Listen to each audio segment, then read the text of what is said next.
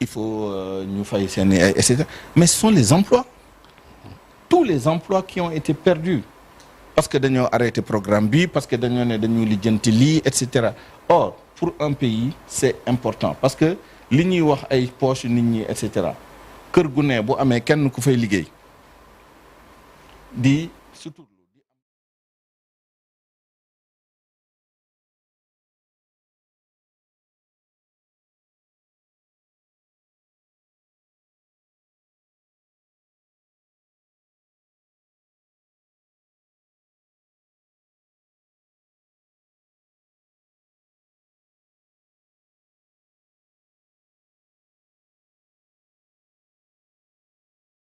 regardez ce qui se passe. On se gausse d'une croissance de 6,7% en 2025. En 2026, on sera à 2,2%. Certains disent même moins. 4 points au Sénégal, 4 points de PIB, c'est 4 points multipliés par minimum 200 milliards. C'est 800 milliards de francs CFA de perdus en termes de produits et services produits dans l'économie du Sénégal. C'est énorme.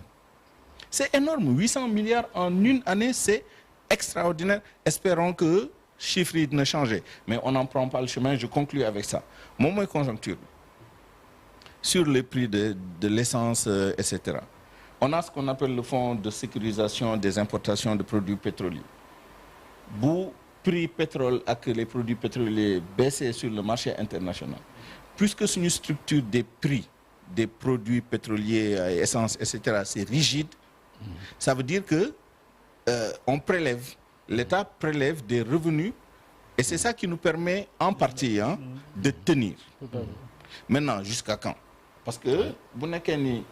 baril de pétrole bi day continuer là actuellement c'est aux alentours de 110 mais c'est tellement volatile da ngay toog suba ñu ne la c'est 120 gannaaw suba ñu ne la c'est 98 etc. Espérons qu'on pourra tenir et que d'ici là la situation va se stabiliser. Mais sinon yaakaar naa premier ministre wax nañu ko président il vient de nous réitérer ça. Ce sera la vérité des prix parce que on ne pourra pas tenir ce qu'on est en train de faire. Moom mooy 400 et quelques milliards en 2025 de subventions à l'énergie. Vous vous rappelez, sous Macky Sall, on était à 300 milliards seulement. On est passé à 400 milliards. Et c'est une fuite en avant. Chaque année, ça va continuer comme ça. Évidemment, on espère qu'avec Sénélec, nous commençons à basculer sur GNL, etc. Mais même GNL est sensible à l'évolution des prix des produits pétroliers. En tout état de cause, pour revenir à l'économie, comment dire, réelle. Il faut créer des emplois. Pour créer des emplois, il faut stimuler l'économie, les entreprises, les aider. Jox leen un cadre incitatif. Indi les investisseurs, indi les multinationales, il n'y a pas de mal. Je lisais il n'y a pas longtemps sur la Malaisie, très rapidement, sur Singapour, pardon. Singapour, pays pauvre en 1965, c'était une ville de taudis, c'est-à-dire ay kër yoo xam ne amuñu ndox ñu séparé wu ak d'autres pays. En quelques années, avec des mesures hardies, y compris, il faut laisser les multinationales venir, bien négocier avec elles, bien naturellement, pour préserver les intérêts. Mais la détestation de l'investisseur étranger, des autres pays, etc. Il faut arrêter ça pour stimuler l'économie et mu am impact social ci liggéey bi ak ci pouvoir d'achat bi nit ñi dundu bu tane voilà. Merci beaucoup. Alors Souleymane merci beaucoup Souleymane dañuy xam naa ni ci tàggoo la ñu jëm. di masawu vraiment doyen Talla Sylla nga xam ni Thiès la jógee te teel fa jógee itam lool. wax dëgg yàlla Thiès la jógee teel fa jógee ñu koy masawu vraiment ci yoon bi ak yëpp te xam naa ni moom métti na ma bàyyi ko rek mu tënkal ñu waxtaan bi et puis tàggoo ko benn yoon après nag ñu daal di joxe daje beneen. waaw di rafetlu jataay bi vraiment lépp xew na ci courtoisie defe naa ni danaa seetaan ay jataay yoo xam ne jàppal bàyyil day am te amul. loolu mën na ne Sénégal war nañu mën a jëm ci loolu. tout à fait te ci loolu la ñu war a jëm. beneen bi mooy ñun ñëpp laar nañu la question de la justice Serigne Cheikh Ahmed Tidiane Sy Al Maktoum da doon wax ne il nous faut instaurer une justice juste qui fera de l'injustice un ennemi à abattre. Nit ki mën nga ko teg lu ne mu nangu ko boo yemalee bañ a def kumba am ndey def kumba amul ndey. beneen bi aussi ngay bàyyi xel sa waxu démb fexe muy méngoo ak sa jëfu tey loolu dinañu dimbale ci lu bëri ndax nit ki nga xam da nga koy woo ngeen waxtaan bu xamee ne sa wax mën na tuxu et que du jare dóor doom aussi pour mu sawar a ñëw waxtaan day jafe loolu yëpp ay problème la. beneen bi mooy ñëpp ngi doon wax ci mbiru reddition des comptes à la fin on a constaté que ñi ëpp ci ñiñ téye ñoom du ñoo doon gérer yëfu réew mi kon xam nga forcément loolu dafay am lu mu bàyyi ci xelu nit yi ñëpp xam nañ ni vraiment Farba dañ daan ànd di liggéey ci mission yi ñu doon joxando mais xam ne dañ daan jotee ma ak moom tout le temps mais yëkkati nañ ma dem ba añam seeti ay mbokkam dem seeti ko prison mu génn ma dem seeti ko loolu lépp lan lay signifier mooy loolu ma dal moom xëy na ma am accès ci moom am na ñeneen ñu xalaate ni man te amuñu accès ci moom loolu injustice moo koy jur. je pense que war nañu man fii ci Sénégal nii ñu waxtaane tey bañ a bokk xalaat mais respectante je pense que Sénégal war na mën di wéyee noonu ñi nga xam ne saaga wax lu ñaaw xaxar ñàkk a wormaal kilifa yi loolu moo nekk ci ñoom ñooñu amuñu place ci débat politique gu Sénégal et je pense que war nañu kenn ku ci nekk ca côté ba mu nekk donte bokkuloo xalaat ak keneen ka ngeen doxante cër ba bu waxtu wax jotee kenn ku ci nekk jéem a xelli ci xelam la mu yaakaar ne suñ ko dajalee dana defar ni Souleymane mujjee dugg ci ay questions koom-koom yu am solo je suis convaincu que dina inspirer Pape Ngagne ba plus tard ñu mën a am ay jataay yoo xam ne dañuy gën a mën a xuus ca loola ndax xam nga ni tey ji kenn nekkul fi di wax livre solution loolu kenn waxtu ko c'est terminé loolu rek déjà am na lu mu la jàngal ça veut dire que on doit ensemble se mettre autour d'une table pour chercher des solutions beneen bi mooy ñu jéem a seet les questions de fond yi nga xam ne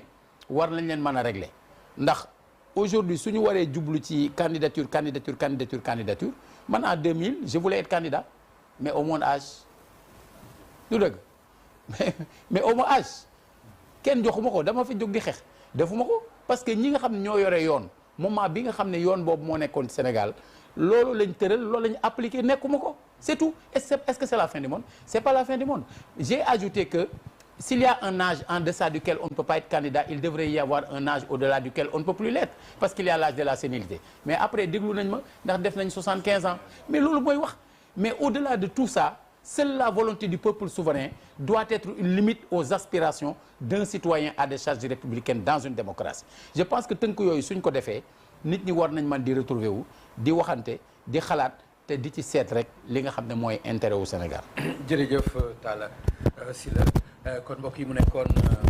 waxtaan bi télévision Futurs Médias indiloon gannaaw bi nga xamee ni président de la République def na jàkkaarloom boobu ak taskatu xibaar yi muy El Hadji Assane Gueye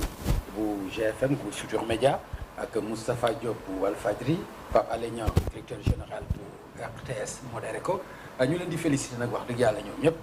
ci liggéey bu am solo bi nga xam ni def nañ ko muy El Hadji Assane muy Moustapha muy Pape Alé waaye itam di rafetlu comme ni ko Souleymane waxee vraiment président de la République aussi ci tontu yi ndax question yi amu ci benn boo xam tabu la ci moom amu ci benn boo xam ni vraiment mën na ko cof nag waaye dinañ ci tontu loolu itam ñu koy rafetlu bu baax a baax di gërëm suñu invité yi nga xam ne ñoom la ñu àndaloon Elimane Kane bu Lex Africa ñu ngi koy gërëm bu baax a baax di gërëm bi itam suñu doyen Talla Sylla bu Jëf Jël di gërëm itam maître Abdoulaye Tine bu Diomaye président nekk li nga xam ni itam moom moo jiite les cadres de cette coalition ñu koy gërëm moom itam ci wuy si bi di jaajëfal suñu directeur général de l'information Souleymane Niang ci taxawaay bi ak gunge bi nga xam ne mi ngi ñu koy gunge di jaajëfal la régie notamment ñi nga xam ne ñoo ci nekk ñëpp waaye di remercier bu baax itam coordonnateur u débat bi muy Chérif Dia yéen ñëpp xam nga ni kenn ku ci nekk sonn na ci jot la vraiment mu def ci liggéey bu am solo ñu koy féliciter aussi ci casting bi nga xam ni def na ko moo tax aussi débat bi civilisé comme ni ko doyen Talla apprécié kon ñu leen di jox daje incha allah ci beneen jotaay bu ci yàlla andee mbokk yi jërë ngeen jëf.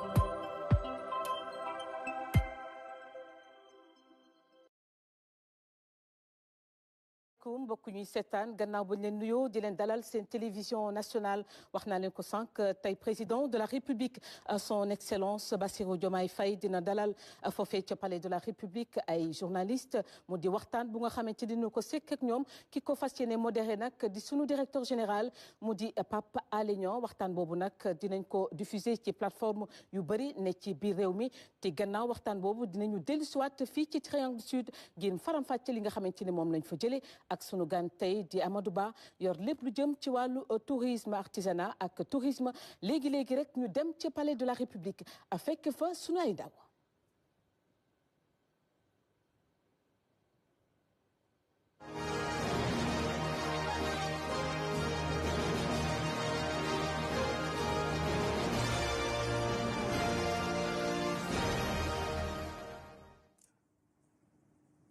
jërë ngeen jëf mbokk yi tey jii yemook ñaareelu fan ci weeru mai ci atum 2026 di ñaari atu yàlla yi nga xam ne sénégalais yi tànn nañ son excellence le président Bassirou Diomaye Diakhar Faye teg ko ci boppu réew mi mu namm tey am ak waxtaan ak askanu Sénégal ci ponk yu baree bari jaarale ko nag ci janoog ay taskatu xibaar ñoo mbégte feggoo ceek El Hadj Assane Gueye di directeur rajo RFM bokk ci groupe Futur Média am mbégte tamit feggoo ceek Moustapha Diop mooy directeur Walf FM ak Walf TV président dañ lay njëkk a jébbal kàddu gi nga nuyoog askanu Sénégal laata nag ñuy soobu ci biir waxtaan. jërëjëf DG ñu ngi lay nuyu d'abord di nuyu ñi nga bokkal plateau yi di say naataango tamit di El Hadj Assane Gueye ak Moustapha Diop di nuyu sénégalais yëpp di ci jiital kilifa diine yi ak kilifa aada yi di am mbégte gannaaw bi ma toogee ñaari at amaat jeetaay gi ak ñoom jaarale ko ci yéen ngir mën a waxtaan li nga xamante ne mbiru réew mi la te xam naa ne ñu ngi ko doon xaar ñu amoon ci gàllankoor nag nuñ ko amoon yéene defe ndax ni fête indépendance bi jege trop ak date anniversaire u ñaareelu at gi ma toog ba tey. jërëjëf monsieur le président de la république démb ci 1er mai kuréel yi nga xam ne moo ëmb liggéeykat yi di central syndicat yi ñëw nañ fii ci palais présidentiel jébbal seen cahier de doléance seen biiru kaddu rawatina kii di Mody Guiro yëkkati nag ay kaddu jëmale ko ci pacte social bi nga xam ne nguur gi xaatame na ko woon ak ñoom ne nguur gi dafa warloo ñoom respecté ko tey jii est-ce que mën nañoo wax dafa sooxe wala dafa am loo xam ne war nañ ko ci mottali ngir mu gën a ñoŋ. waa démb loolu xam nga aada la fii Sénégal ak ci ay réew yu bëri daanaka àdduna wërngal képp syndicat yi saa yu feetu 1er mai jotee te ñu leen di ndokkale ñoom liggéeykat yëpp dañuy ñëw fii jébale seen cahier de doléance maanaam lépp li nga xamante ne dañ ko dëxëñ ci liy seen mëbét ak seeni ñaxtu liñ ciy rafetlu mooy institutionnalisation dialogue la maanaam ni ñu àndee seen mébét jébal ko njiital réew mi ñu ngi ko ciy wax lu ñuy xaar lu leen metti ak li ñu am yéene gis ñu def ci ay jéego daaw ci heure bi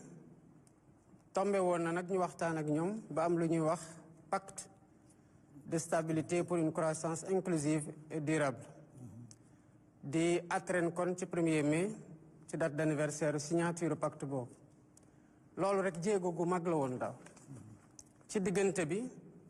def nañu ay jéego waaye syndicalisme ku ko xam ne dafa am principe bu ciy dox mën naa ko woowee principe de l'insatisfaction permanente parce que saa su ne diñu am loo xamante ne bëgg nañ ko di conquérir ci ay droit ci ay progrès te loolu lu baax la parce que ci histoire du syndicalisme am na lu bari loo xam ne may na ko liggéeykat yi ci àq ak seen àq ak seen yelleef ci bërëb yu ñuy liggéeyee nga xam ne de base dañu leen employé donc mën nañoo nuroog ñu gën a néew doole que mu nekk nguur gi moo leen employé wala mu nekk privé bi moo leen employé. daaw nag bu ñu ko defee ba pare li ma joxoon ndigal gouvernement bi mooy nañu def lépp ba li nga xamante ne xaatim nañu ko ñu wàccoo ak moom. def nañ ci ay jéego am na lu des waaye li ma ciy rafetlu mooy jéego yu ñu def ak surtout waxtaan gi nga xamante ne ñu ngi koy wéyal te waxtaan googu tamit lañ fas yéene wéyal suñu diggante ak centrale syndicale yi mu ànd ak respect ànd tamit ci saa su ne muy ñoom muy ñun ak même patronat bi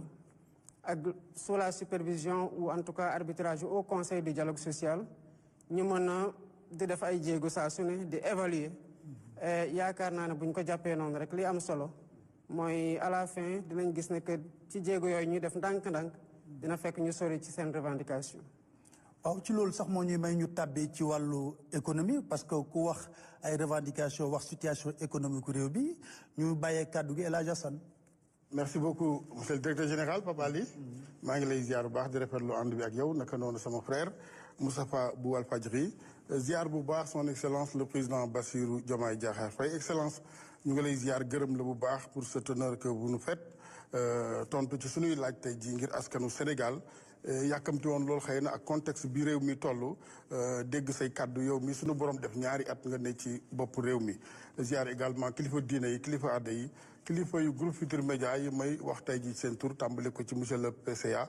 monsieur Youssou Ndour ak monsieur Birane Ndour le directeur général tout le personnel. excellence damay def benn parenthèse boo xam ne parenthèse u ngërëm lay doon par rapport ak suñu kilifa diine yi yaa ngi leen di ziar bi ngay ubbi keroog ca Medina Gounass bi ma déggee une résidence pour ku tedd ki Thierno Amadou Tidiane Ba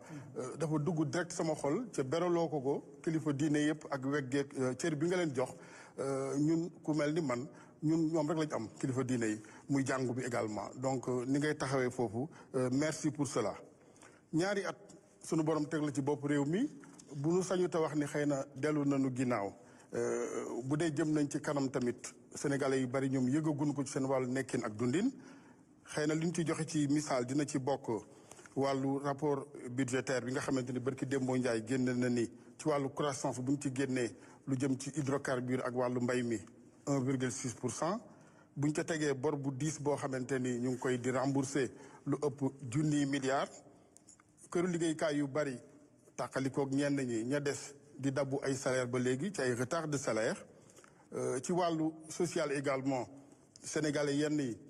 ku ne xam nga ni koo ca waxal mu ne dëkk bi dëgër na ba ñi daawul ñaan ñu ngi ñaan ci gàttal ñu yàkkamti woon sa janoo tey ak ñoom bu dee ni ma ko yëgee nga ko ni gisee yan jëmu yu rëy maanaam de grandes orientations nga noppee def ci wàllu sa gouvernance pour que sénégalais yi ñu nga gën leen soulager ci seen nekkin ak dundin. waa de dëkk bi am na nu mu mel duñu taxaw wax sénégalais yi lépp a ngi dox ndax amul sax dëkk goo xam ne lépp a ngi fay dox dëkk bu ne am na ay défi am na yoo xamante tamit mën nga ci sukkandiku muy sa force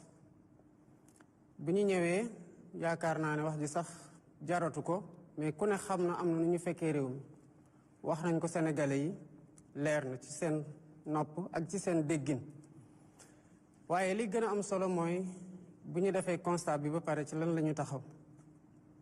ku ne xam na Sénégal yi ngi dox amuñu ay retard de salaire ci wàllum gouvernement bi amuñu tamit engagement yoo xam ne respecté wuñu ko kon le pays dëkk bi am na nuñ ko téye ci yorin goo xam ne tax na malgré contrainte yooyu yëpp li ñu war la ñu ngi koy def ba tax na def nañ ci ay jéego yu am solo parce que ci contexte boobu la ñu yéen a ngi doon wax sànq mbirum salarié yi dañu def ay satisfaire ay revendications yoo xam te ne am na impact budgétaire bu am solo bokk na ci yaatal ay indemnité yoo xam ne yàgg nañ ko xaar bokk nañ ci régulariser ay situation yoo xam ne yàgg nañ ko xaar li am solo mooy jëlee nañu jafe-jafe yooyu bu ñu ko jëloon rek ci ay indicateurs ci déficit 12% yóbbu ko tey ba déficit 6,5% ci daanaka benn at kon ñu ngi def ay jéego ci assainir situation finance publique de façon générale waaye économie du rek ay statistiques lu mu gën a doon pour ñun mooy naka la ñuy amee impact ci li ñuy wax le panier de la ménagère naka la ñuy def ba économie bi góorgóorlu gi di yëg ne am na yoo xamante ne mu ngi amélioré wu wala am na noo xamante ne mënoon na gën a méttee noonu te ñu fexe ba mu am fu mu em yaakaar naa ne depuis bi ma ñëwee ba tey ku jël prix yi lu ñu nekkoon bi may egg si 2024 ci ay denrées yu bari nga méngale ko ak lu mu nekk tey di nga gis na bëri na ay jéego yu am solo yu ñu def kon liggéey la goo xam ne dafay wéy toujours nag dina am ay contraintes yoo xam ne li gën a am solo mooy ñu di ci waxtaan ak sénégalais yi ñu xam fuñ ci toll ak jéego yi nga xamante ne ñu ngi koy def loolu moo gën a am solo. Monsieur le Président wax nga sànq ne dinaa mën a delloo nuyu ne réew mi dafa am nu mu mel nu ngeen ko fekk ba tax yow ci sa bopp nga ne woon il faut que sénégalais bu nekk accepter def ay sacrifice waxoon nga fi sax ne ñoom ñoo commandé rupture ñoom sénégalais yi mais plat bu wexxat la sénégalais yi wax nga ko ñi ngi leen di dégg ñi ngi xam fi ngeen jëm ak ñoom pare nañ pour def ay sacrifices mais au même moment beaucoup de sénégalais dañuy laaj lan moo tax yéen itam du ngeen def les mêmes sacrifices ñu ne am na ay institutions ay agences ay yeneen ak yeneen ak yu ngeen fi fekk ba léegi ñu ngi continuer di dox yokku ceeg li nga xam ne mooy seen i gafaka yéen maanaam exemple ma ci joxe mooy les fonds politiques de la présidence de la république ñu bari dañuy wax ne am na promesse yu ngeen ci defoon lu tax ba léegi defu leen ci ay jéego su ko defee sénégalais yi xam ne ni Moustapha Pape Alé ak ki ñuy seetaan defee sacrifice noonu la président de la république également di defee ay sacrifice ci li nga xam ne mooy koomam ak ni muy doxee. Effectivement bu ñu ñëwee wax na leen ko situation bi xam nañu ko waaye wax ne amul ay jéego ñu def ci loolu mooy peut-être une analyse bu desee jëlandi en compte lépp lu ñuy jël lu ñu def. bu leen fàtte ne que bu ñu ñëwee bu dee rek fonctionnement état la ñuy wax fekkoon nañu fi au conseil des collectivités territoriales fekkoon nañu fi conseil économique social et environnemental ñaari institution yooyu ñun ñoo ko dindi li ngeen ci war a téye mooy bu nekkoon rek dañoo bëgg a jël en charge kese suñu clientèle politique muy ñoo xamante ne xeexandoo ñu ak ñoom ñu egg si ci nguur gi ñuy xaar ñu sédd leen dara ñu cëral leen dara kon institution yi dañ ko doon téye ndax ñoom ñu mën leen a installé ci poste yi nga xamante ne ñoo fa nekk mais sacrifice la ñu def en tant que organisation ak suñuy ñu àndal ne lii ay place la yoo xamante ne mënoon na ubbi ay perspective ak ñu bokkal combat bi ak ñi nga xamante ne ñoom la ñu ci àndal mais ñu dindi ko ça c'est une première rupture bu majeure parce que loolu ñu jëlee foofu bu leen fàttaliku liñ ci njëkk a def mooy recruter près de 2000 enseignants pour ñu taxaw suñu doom yi ba pare nekk di liggéey aussi sur la résolution des abris provisoires kon liñ ci wàññee noonu ci train de vie au état directement foofu lañ ko dugal mbirum fonds politique yi souvent dañ ci am analyse boo xam ne bu ñu leen waxoon li ci nekk yépp xëy na sénégalais yi dinañ ci am beneen vision mais effectivement bu ñu waxee ne nii la mel kii lañ ko jox day am impression wu leneen mais dafa am loo xamante ne ci réew mënta ñàkk te foofu rek la mën a jóge réew day am soxla ay renseignement am fu mu war a jaar réew day soxla uti ay information yoo xamante ne da koy soxla am fu mu war a jaar réew dañ koy woo ci solidarité internationale par rapport ak dëkk ñuy dendal te tey gii ne rek moo ci mujje mu am loo xamante ne war na ko doxale waaye ci biir réew mi fii li ma fiy jot ci yoo xamante ne ay sollicitation la kenn xamul nu mu toll mënuloo chaque fois nga ne mënuloo parce que ñi koy laaj fii mooy nekk seen dernier recours te loolu moo tax effectivement bu ñuy cëral dañu ne attention war nañoo teg loo xamante ne ci loxo njiital réew mi fond la pour mu mën a def intervention sociale mën a agir ci solidarité nationale loolu kese la service bés boo ko dindee pouvoir de redistribution boobu mooy deñ pouvoir d'action bi nga soxla pour le renseignement nga xam te ne mën na la éviter ay jéeya moom mooy dañ kon c'est nécessaire am na dëkk bu ne am na ko liñ ci waxoon mooy nañu def ay jéego ci contrôle bi te même contrôle boobu war nañoo fexe ba mu bañ a nekk loo xamante ne contrainte lay nekk par rapport ak utilisation bi mooy neexut Moustapha yow nga seet si ma wala nga bind ma nee ma yow wala sa doom dafa feebar dañ ko war a évacuer buñ ko deful mën na demee nii ma jox la ba pare ci loo xamante ne réew mi moo la ko jagleel à travers moi en termes d'action de solidarité mu war a am fu ñu ko retracé nu Moustapha kat président jox na ko lii pour mu faj doomam wala pour mu dem faju ji parce que bu boobaa sutura guñ ci nam dootuñ ko amati bu dee par rapport au pays limitrophe la wala au pays étranger de façon générale boo ci agiré bu yóbboo mu nekk loo xamante ne dañ ko def dans la plus grande discrétion pour efficacité bi nga ciy soxla nga mën ko am c'est pour ça que boo xoolee rubrique yi fonds de solidarité nationale la fonds yi nga xamante ne pour agir la à l'étranger de solidarité africaine ak fonds spéciaux yoo xamante ne œuvre sociale la pour nga jàppale ñi nga xam ne dañu lay solliciter mais ça ne va pas au-delà de ça. Monsieur le Président gis nañ tamit ci ñaari at yi amu leen programme ak FMI ak Banque mondiale ba tey yéen a ngi téye koom-koom bi est-ce que loolu mën naa wéy ak it ci ban anam ngeen ko fas yéenee wéyalee est-ce que du indi yeneen i jafe-jafe bu nekkee amuñu programme ak FMI ak Banque mondiale. waaw li ma ta leeral mooy amul rupture suñu diggante ak FMI. waxtaan baa ngi wéy. liñ ci war a teg mooy effectivement absence programme bi du doctrine. waxuñu rek dañuy dakkal bëgguñu programme. bëgg nañu programme ñu ngi liggéey pour am programme ak FMI te loolu moo tax ñu ngi continuer di waxtaan ak FMI. li ci des nag mooy ci yan anam la ñuy amee programme ak FMI. FMI dafa suspendre parce que ñun ñoo def un exercice de transparence ni ñu ko yoon laaji wax ne bu ñu ñëwee day am na loi portant code de transparence dans la gestion des finances publiques bu ñu wax avant les 3 mois war nañoo def audit des finances jox ko Cour des comptes mu càmbar ko ba pare jébbal rapport bi ñu def ko gis situation bu évoluer ñu jël suñu courage à 2 mains décider un exercice de vérité par rapport au peuple sénégalais par rapport ndax cër gi ñu leen may ndax ni ñu leen nawee ak nu ñu wóoloo ñu war leen wax dëgg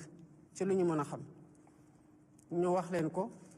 am honnêteté tamit wax ko nos partenaires du FMI et les partenaires bilatéraux évidemment bu dekkee compte yi dañu am ay données yoo xamante ne c'est des données erronées FMI du ko mën a valider ci processus boobu lañ nekkoon mais li gën a am solo mooy lan lañ ciy jàpp FMI ñëwul 2 ans ngi nii mais terewul suñu trajectoire de croissance mu ngi màgg terewul suñu déficit mu ngi wàcc terewul ñu ngi def plus de ressources dans l'agriculture terewul ñu ngi wàññi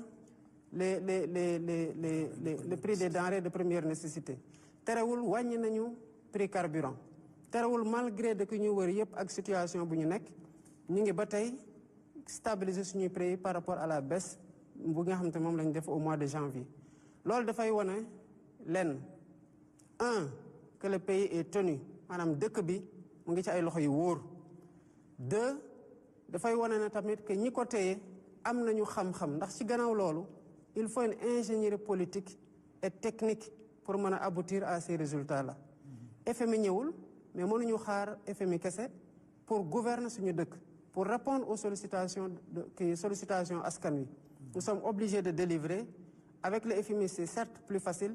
mais sans le FMI nous réussissons quand même ñu ngi def ay prouesses yu am solo te foog naa ne am na lu mu dalal ci Sénégalais stabiliser ko par rapport ak seen mën-mën. Juste quelques secondes mais quand même pour être beaucoup plus ambitieux bu nu renoué wul ak FMI wala boog bu nu dàbbaliwaatu jëflante bi ñu fexe am lu mel ni FMI parce que un pays quand même c'est les grands chantiers c'est les grands investissements pour l'État mënuñoo continuer rek ak pression bi ñu nekk nii. mooy li ma wax naa ne ñàkk am programme ni du lu ñu tànn ne bëgguñu programme bëgguñu jëflante ak FMI du loolu. dañu wax ne suñu situation bu ñu affiché woon de nii la mel buñ ko càmbaree ndikete wuute na ñu waxtaan ci FMI moom ne bu dee yéen li ngeen waxoon moo am parce que Sénégal rek la ñuy xool après tout au-delà des dirigeants c'est le pays. lii moo nekkoon seen agrégat macroéconomique yi seen données yi wax ngeen ne wuute na kon ñun dañuy xaar ba stabiliser données yooyu ñu ne leen d'accord kon nañu wéyal waxtaan bi mais en attendant ñun ñu avancer sans le FMI. Très bien. waxtaan gi nag mu ngi am comme ni ma ko waxee te li ñu namm ci waxtaan bi effectivement mooy à terme ñu mën a am programme te yaakaar naa ne xëy na ci weer yi di ñëw mën na am dinañ am programme ak FMI évidemment dinañu gën a yombalal lu bëri te loolu la ñuy liggéey ci loolu la ñuy liggéey. ñu taxaw monsieur le président si le secteur des BTP ñu bari wax nañ ne élément central la ci économie jamono ji yàgg na sax ay weer a ngi nii ñuy jooy ñoom ñu bari ne ay emploi la menacé ay entreprise la menacé parce que ñi ci yëngatu dafa bari sur la chaîne alors lan ngeen prévoir justement pour redresser ce secteur pour relancer waat ko. C'est vrai que BTP bi am na ralentissement waaye ci genn pàcc bi bu ñu defee vérification ñu waroon def côté boobu mu ngi reprendre maanaam lépp loo xamante ne c'était lié à la préservation du littoral te loolu aussi c'est une préoccupation des Sénégalais jël nañ ko en charge avancé nañu levé nañu léegi ñu ngi ci dynamique boo xam ne c'est une dynamique vertueuse ci ñu ñuy gérer le littoral li ci tegu nag dafa am loo xam ne aussi il fallait que ñu xoolaat ko mooy naka la ñuy fexe ba marché yi ñu surfacturé bañatee am naka la ñuy fexe ba avance yi nga xamante ne dañ ko joxe sans service fait bañ a am bëri na fa ay contrat yoo xam ne dañoo fay te teguñu fa benn mool am na foo xamante ne li ñu joxe ak par rapport ak niveau d'exécution bi dafa wuute trop am loo xam ne c'est des questions de procédure pour introduire davantage de transparence dans les marchés publics du tamit lu gaaw waaye liñ ci tam li mat a wax mooy bu ñu defee at saytu googu ba pare léegi BTP baa nga jógaat ndànk-ndànk ku ne xam na BTP au Sénégal lu ko gën a téye mooy investissement public investissement public nag ci contrainte ci environnement boo xam ne wax nañ ko lu jafe la moo tax ci discours 31 décembre bi ma def ma waxoon année 2026 mooy nekk l'année du retour de l'investissement public maanaam état dina commencé waat nag gannaaw ñaari at yi nga xamante ne xawoon na métti dina jógaat commencé di jëlaat alalam di ko dugalaat ci ay chantiers yu am solo ni ko El Hadj Assane waxee sànq mooy ay grands chantiers mu am yu bëri yoo xamante ne annoncé nañ ko ci donte nag def nañu un trimestre rek mu am beneen contrainte extérieure bu ñëw maanaam guerre bi nga xamante ne xam nañu ko ak incertitude yu mu andi mais au-delà de ça ñu ngi insister di accompagner le secteur privé surtout ñi nga xamante ne ñu ngi bëgg a investir pour que BTP bi mën a jógaat ñu ngi relancer waat yenn programme yi maanaam le programme de désenclavement bari na ci yoo xamante ne ñu ngi koy génne di ko dugalaat ñu ngi lancer des marchés pour tabax ay agropole ñu ngi def lu bari loo xam ne am nañu yaakaar dina relance waat relance bi BTP bi di commencer jóg dinañ ko mën a matal incha allah. ci loolu monsieur le président ñi ngi wax ne dette intérieure bi mi ngi ci 600 milliards loolu lan la ci état bi fas yéenee def ngir suqali les petites moyennes entreprises parce que. c'est un peu moins de 600 milliards. parce que am na ci loo xam ne ci lu ñu war a fay ci ay prestations autour de 300 milliards la. ci li nga xamante ne dañ ko war a def ci ay remboursement d'impôt de 269 milliards. loolu mooy les données exactes kon des na tuuti pour ñu egg 600 milliards. loolu nag li ñu ci mën a dimbale mooy effectivement ñu am accès aux ressources. ci fu ñu toll nii boo xoolee les ressources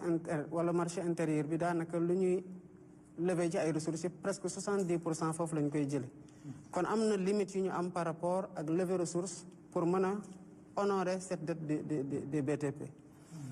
Après il nous faut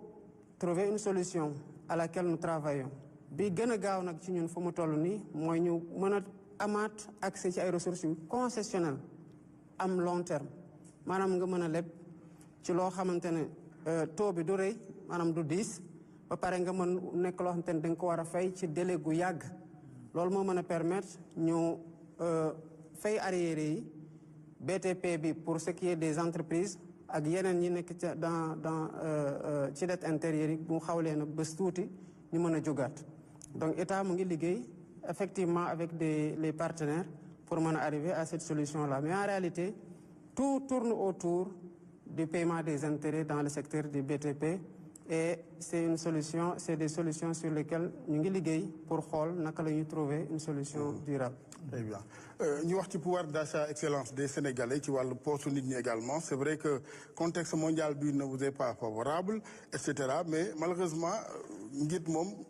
borom kër nattoom mooy waa kër ga la ñuy xaar mooy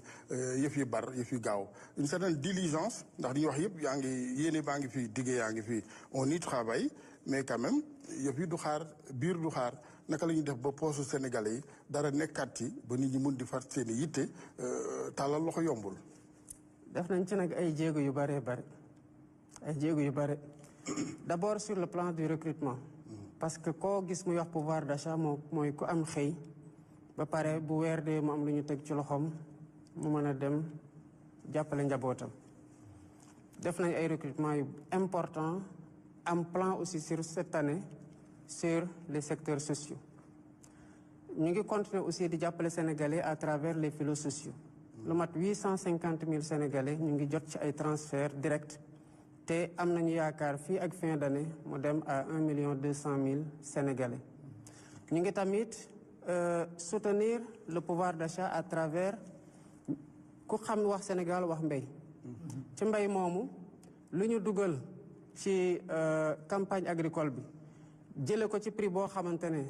ëpp na prix bi marché international bi joxe pour soutenir le pouvoir d'achat la. ñi nga xamante ne ñu ngi ci yeneen secteur mel ni secteur banane dañoo bloqué les importations pour ñoom ñu mën a jaay am lu ñu dugal ci poche yi fay seen salarié yi te lu ñu produire ren bëri na. ñu nekk ci secteur maïs gunge nañu leen à travers des protocoles ak meunier yi pour ñu mën leen jëlal seen 25 000 tonnes de production cette année. kon il y a un ensemble de mesures yi nga xamante ne ñu ngi koy dérouler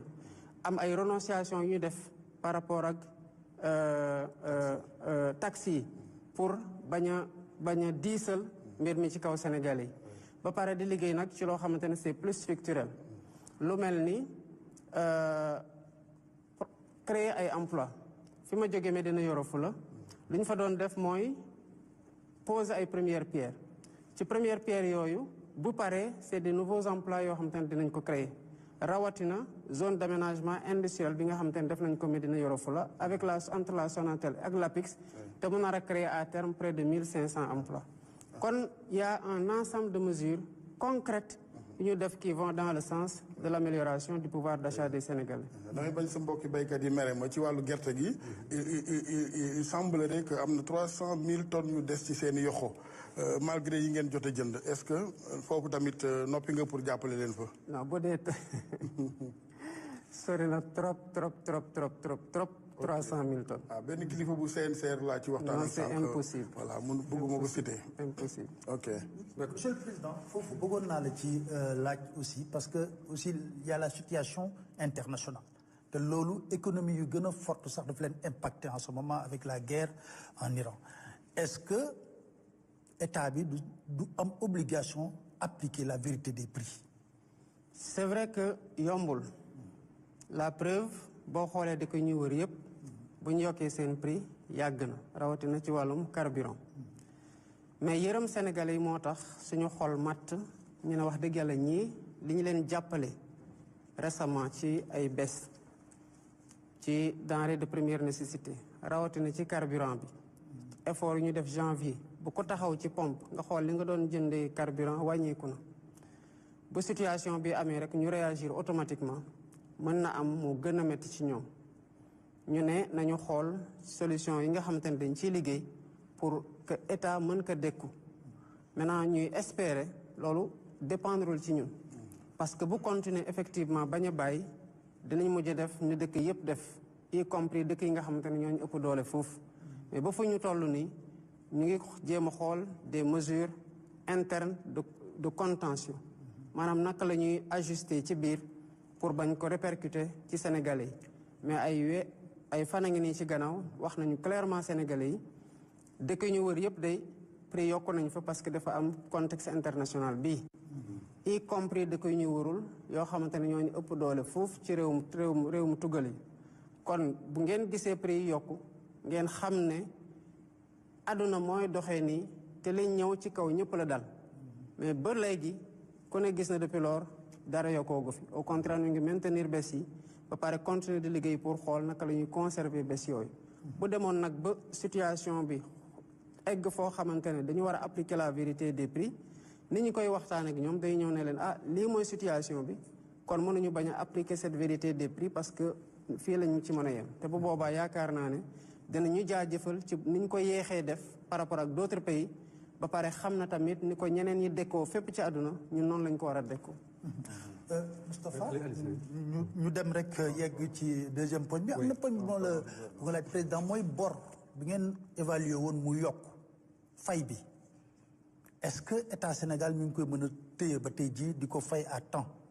ni ma la ko waxee ne amuñu ay engagement yoo xam ne honoré wuñ ko ndax Sénégal ba tey nekkul à défaut kon service yi ñu ngi def effort yu am solo xam nañu nag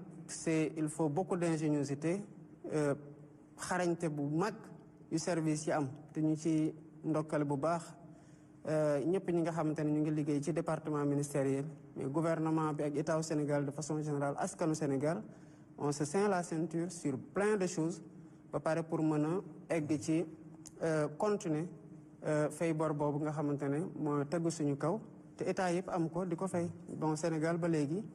ñu ngi koy fay ba tey. ñu jàll ci ñaareelu thème bi ak ci wàllu wax ci wàllu transparence ak bonne gouvernance. L'actualité mooy renégociation moo boobu sénégalais li ñu koy dégg bari na lool li ngeen ci jublu mooy les contrats yi nga xam ne da ngeen ko foon a fekk ci wàllu pétrole gaz énergie ak yeneen am na ci yoo xam ne le premier ministre et son gouvernement annoncé nañ ko fan yi ñu génn li ma bëggoon a xam mooy fan ngeen ci toll ci renégociation yi est-ce que yooyu rek la wala am na yu des beneen bi mooy y a beaucoup de sénégalais qui disent que renégociation yi comporte na ay risques quand même pour le Sénégal maanaam digganteem ak investisseurs yi nga xam ne moom ngeen di attirer ci réew mi wala moom ngeen espérer attirer ci réew mi. bon li ñu war a leeral d'abord mooy contrat yu bari ci nañ koy bindee day am foo xamante ne dañuy bind ne mën nañ ko waxtaane maanaam clause de renégociation. kon renégocier contrat daanaka li contrat prévoir la ba pare ci cas yu bari. muy benn du anomalie li ci tegu nag mooy Sénégal tamit dëkk la goo xam ne par rapport ak investisseurs yi dina respecter ses engagements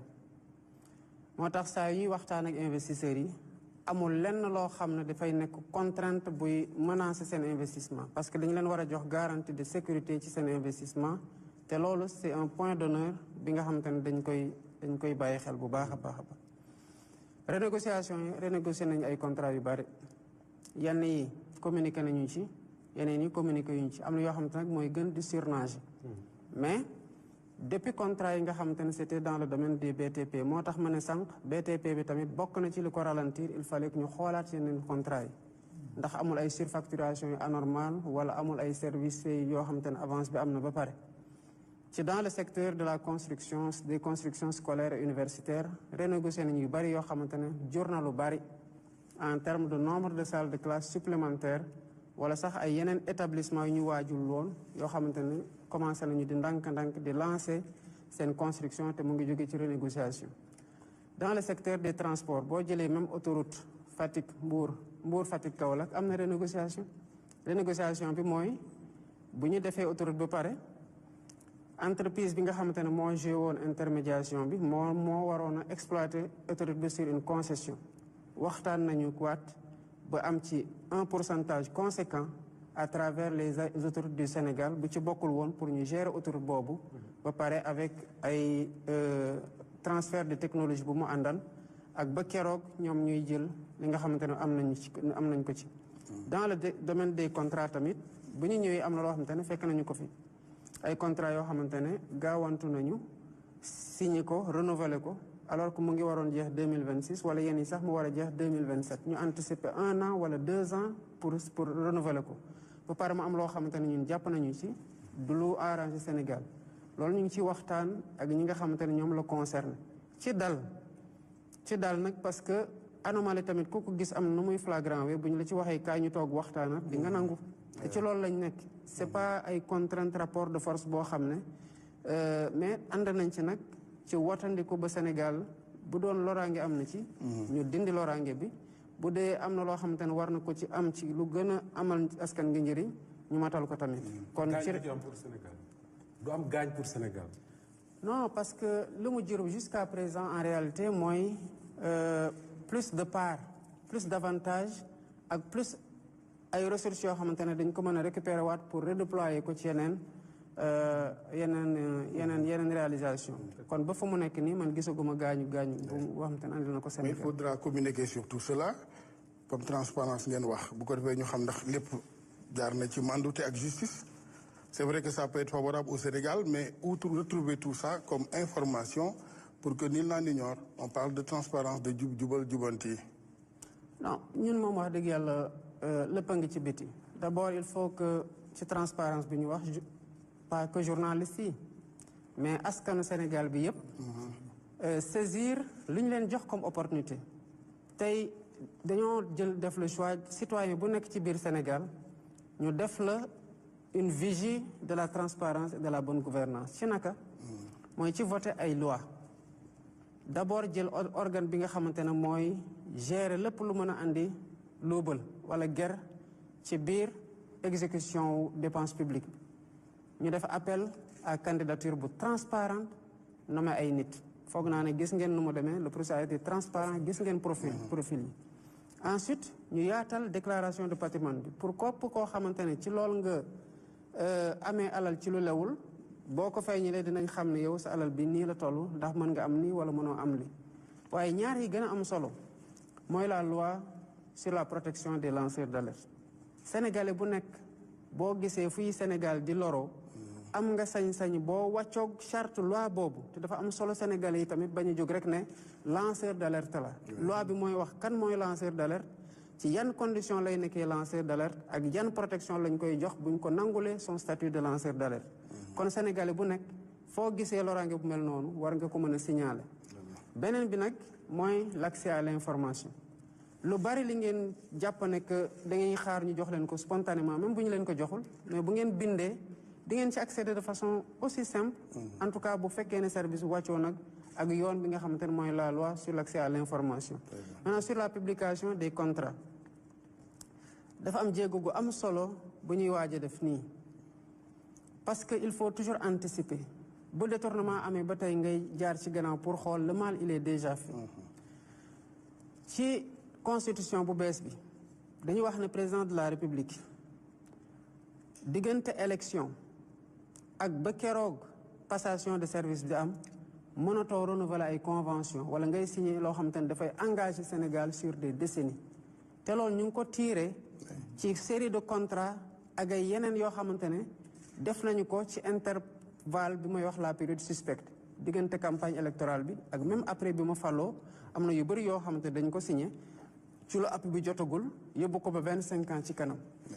am na tamit beneen jéego gu am solo bu ñu defaat muy li ñuy wax les marchés secrets défense bi ñuy ñëw càmbar les marchés secrets défense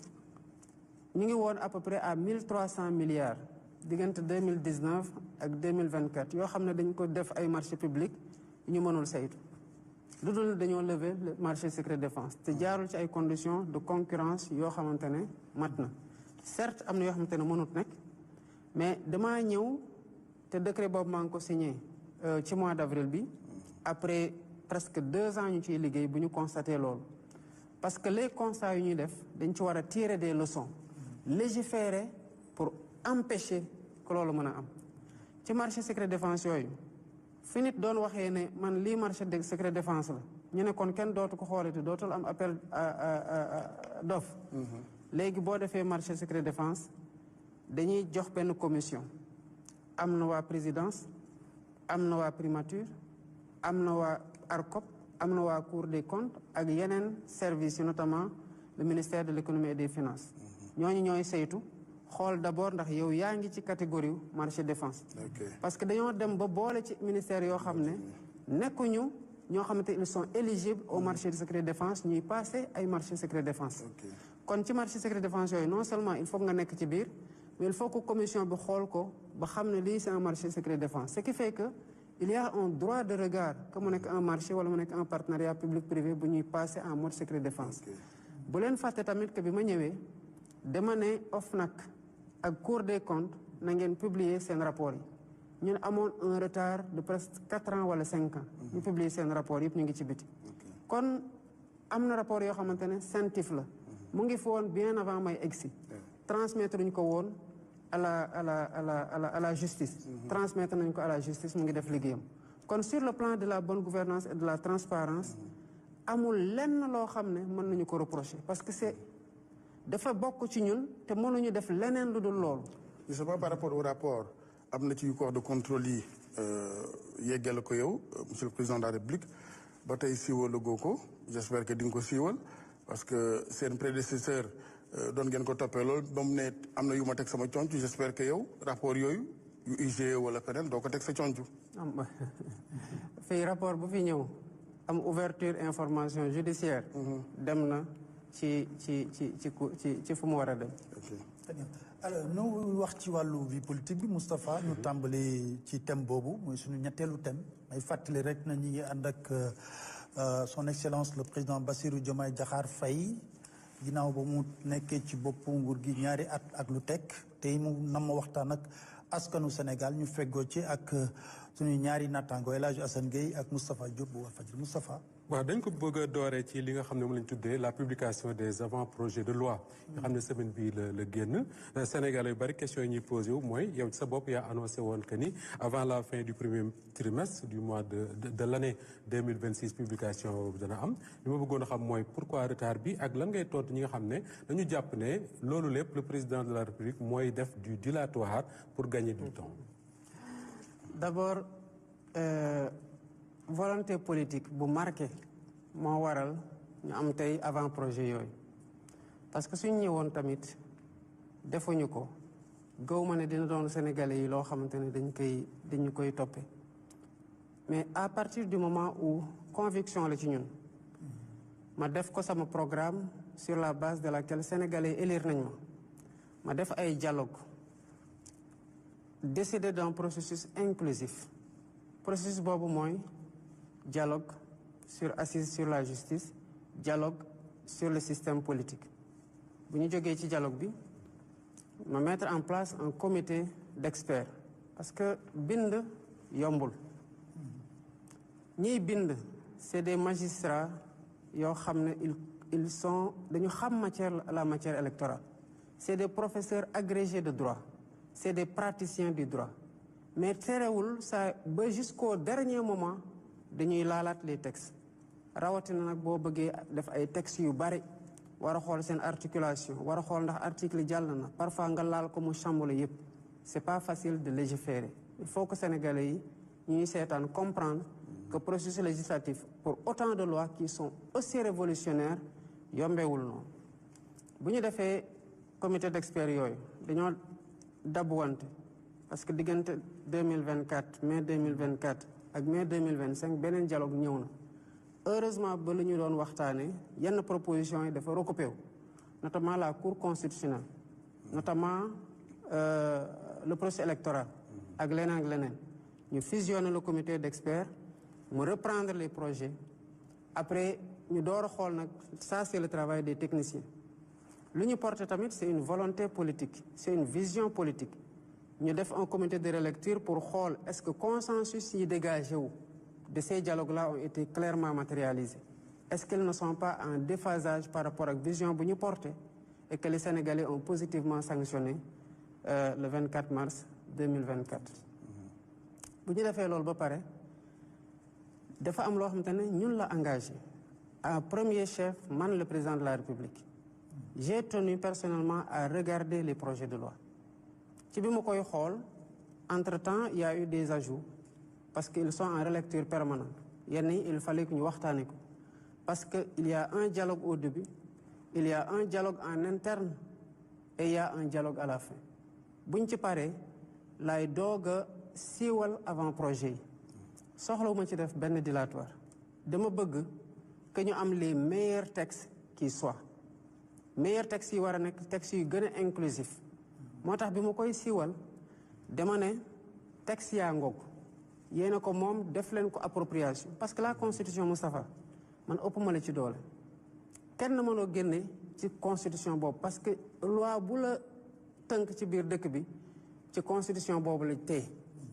kon ni ma ci amee wàll mën ko gis en interne noonu laa ko war a partager ak Sénégalais ñoom tamit ñu xool ko ku ci na andi xalaatam te ñu continuer dans l'esprit consensus et constructif bu ñu am depuis le début. Maintenant que les projets de loi sont là li am solo mooy galay gis nañu le contenu moo am solo. Moustapha ñaata at a ngi nii ngeen doon dégg ñuy wax bulletin unique biñ koy wax ba tey est-ce que gis ngeen ñi am majorité jëmal bulletin unique ñaata at a ngi nii ñuy wax affaire fichier bi opposition bi di marche pour accéder ci fichier bi ñun ñi dañ koy ñaxtu diggante 2017 ba 2024 ba sonn léegi révision permanente ñaata at a ngi nii ay nit doon bind ba pare duñ jot seen carte d'électeur ñii dem fii ñu ne leen seen carte fee la génn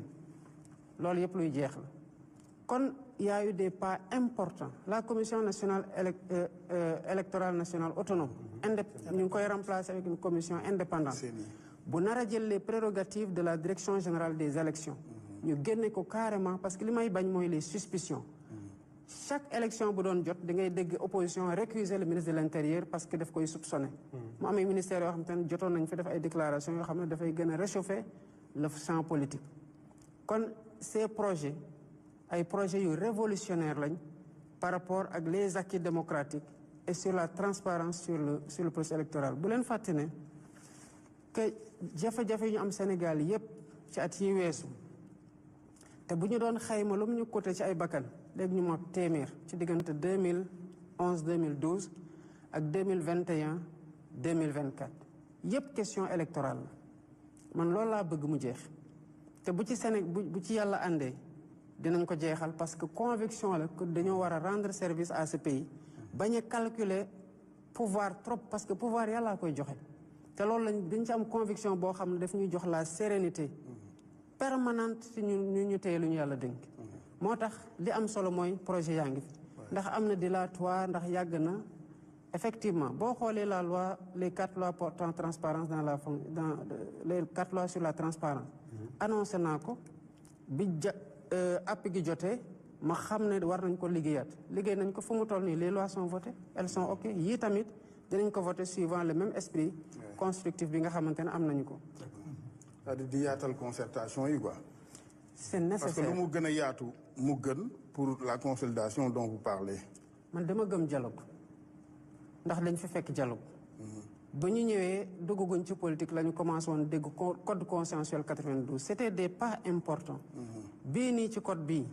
foog naa ne bu ñu ci jógee dinañ di wax le code consensuel de 2026. parce que lépp lu nekkoon question de déchéance électorale. maanaam naka la ñuy gàllankooree nit bu bokk ci élection. lu ñu dindi la. yokkal leen ci seeni yokkal leen ci bulletin unique ci misaal bulletin unique bi lu muy andi. mooy achat de conscience yu doon andi problème yi ci biir bureau de vote ñu ne diwa ngi ne toog ak valisam di woon ñu pour ñu jox ko bulletin dootul amati. parce que ku génnee bulletin boo xamante ne xar kanamu candidat yëpp a ci nekk. mais 2024 daf ñu jox leçon parce que dañu def élection mars mandat député yi jeex novembre ñu war a defaat élection bu ñu xayma ci taayu bulletin bi kese ñu xam ne bu ñu defoon bulletin bu gën a ndaw par rapport ak finance publique fu ñu toll dinañu doon def une économie entre 7 et 12 milliards ñu waxtaan ak opposition ne ko dañoo bëgg ñu wàññi taayu bulletin bi def kese tête de liste chaque coalition nanguwuñu ça nous a coûté entre 7 et 12 milliards ci loo xamante ne ci économie mënoon nañ ko def kon nous perdons beaucoup sur le coût des opérations électorales te foog naa ne loolu am na fu mu xëj. yaa ngi wax ne déchéance électorale nga bëgg mu jeex fii bi ngay déposer wala boog bi ngay publier les avant-projets le groupe de la majorité à l'Assemblée nationale muy le groupe PASTEF ñoom ñi ngi doon dugal pour modifier les articles 29 et 30 su fekkee ne loolu recoupé na li nga xam ne mooy yow sa bëgg-bëgg sa li nga namm lan moo la est-ce que am na lu la gêné d'abord ci li nga xam ne mooy le groupe parlementaire li mu def beneen bi mooy sa njiitu gouvernement ci boppam ñu bari dañoo jàpp ne li ñu doon voté assemblée dañ ko taillé sur mesure pour lui est-ce que loolu nga jàpp wala da nga jàpp ne son éligibilité amul dara lu ñu ciy wax. non franchement bi ñu jógee 2024 ba tey question éligibilité boobu mosul nekk sama problème parce que liñ ko xañee woon mu bokk mooy nekkoo électeur élection yooyu rek ñu ko xam ne bokk ci nekkoo électeur wote na ci ñu dem novembre 2024 mu voté waat waaye ñu fal ko mu am un mandat qui est suspendu et qui est en cours kon man jàpp ma ne loolu mos na nekk un problème fondamental processus bii nag andi loi yooyu te même disposition boobu moo nekk ci code électoral bi mooy dialogue majorité bi bokk na ci consensus yi majorité bi bokk na ci parce que bu majorité bi noonu mu nekkul consensus kon consensus du am kon déchéance bi consensus la bu ñu bokk seeni consensus la bulletin unique consensus la révision permanente liste électorale consensus la dépôt caution avant ngay retirer fiche parrainage pour mettre de l'ordre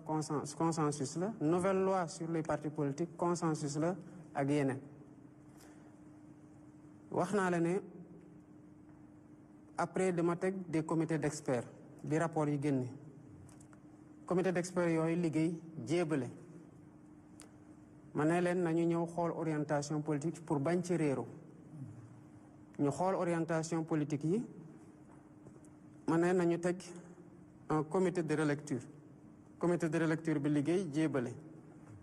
un code électoral dans lequel au-delà de la déchéance am na des avancées majeures bulletin unique CENI ak yooyu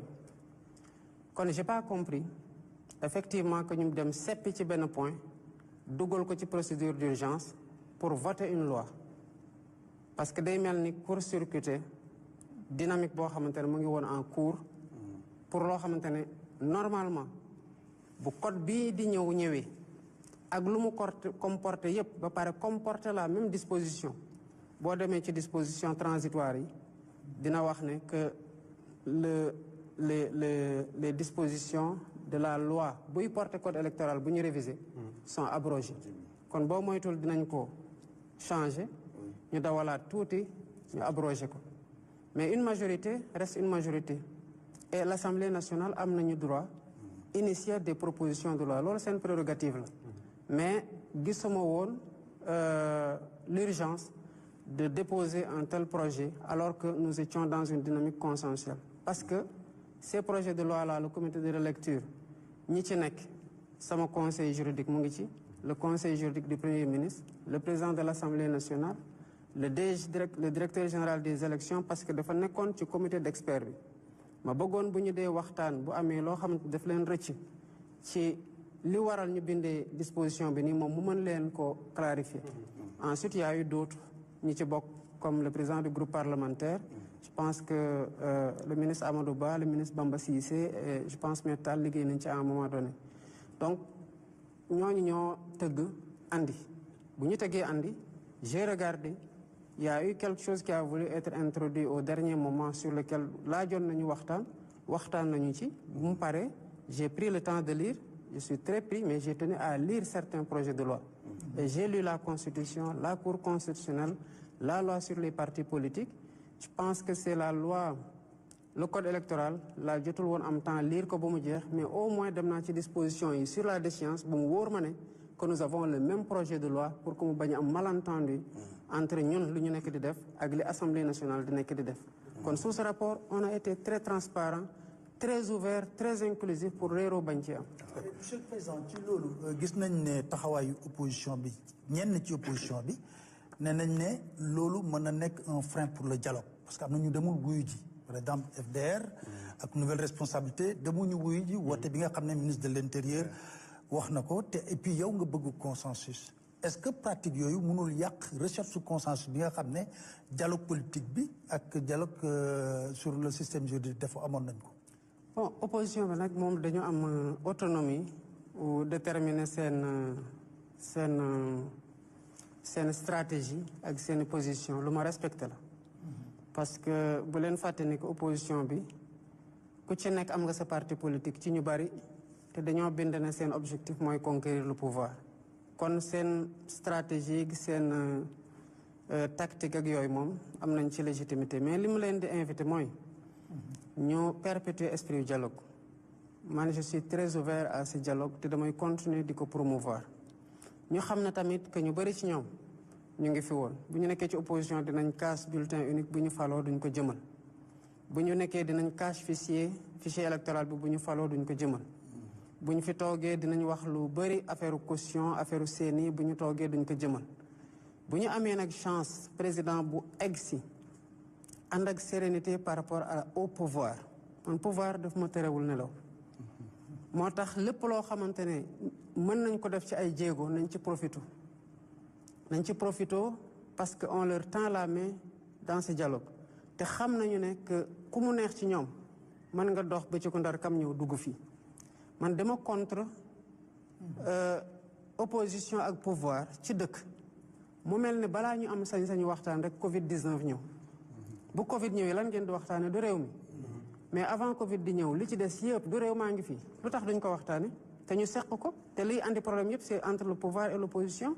wala balaa ñuy waxtaan rek ñu daje ci dëj yi loolu les acteurs politiques war nañu am le courage de se parler bu ñu génnee nag ku nekk am nga say conviction yoo war a garder am sa doctrine boo war a garder am sa ligne boo war a garder te du tere nga continuer di xeex en respectant les lois et les règlements du pays parce que loolu mooy arbitrer suñu diggante mais man war naa am sañ-sañu tey woo Pape Alé Niang ne ko ñëwal mu ñëw comme Pape Alé Niang war na mën a am sañ suñu bind ne président dama bëgg ñu ñëw ñu waxtaan bu ñëwee bu ñu waxtaanee waxtaan ñaari ci am da ngeen di d'accord wala ngeen bañ a d'accord te opposition bu fi génnee quel que soit la ñu waxante elle garde sa liberté de ton et de langage kon waxatuma nag bu leen ministre de l'intérieur woowee te mooy organiser le scrutin ñoom ñu war ko jébal seen revendication et le ministre est très ouvert parce que bu ñu waxtaanee ma ne ko say prérogative dañoo war a déménager au niveau de la CENI il a compris que c'était pas un affaiblissement par rapport à ses prérogatives je lui ai dit monsieur le ministre lii c'est pertinent bul fàtte ne que di nga doon défendre nit Sénat ne nañ ko bindaat ci fichier électoral DAF defu ko parce que la DAF était sous l'autorité d'un ministre qui était voilà. Très bien monsieur le président de la république am na lu doomu Sénégal yëpp wax dëgg yàlla tey bëgg nga gindi leen ci muy sa diggante ak monsieur le premier ministre Ousmane Sonko ban xeetu relation ngeen am ci ñi njort ne réeroo dafa am fi ñu koy teg dina bari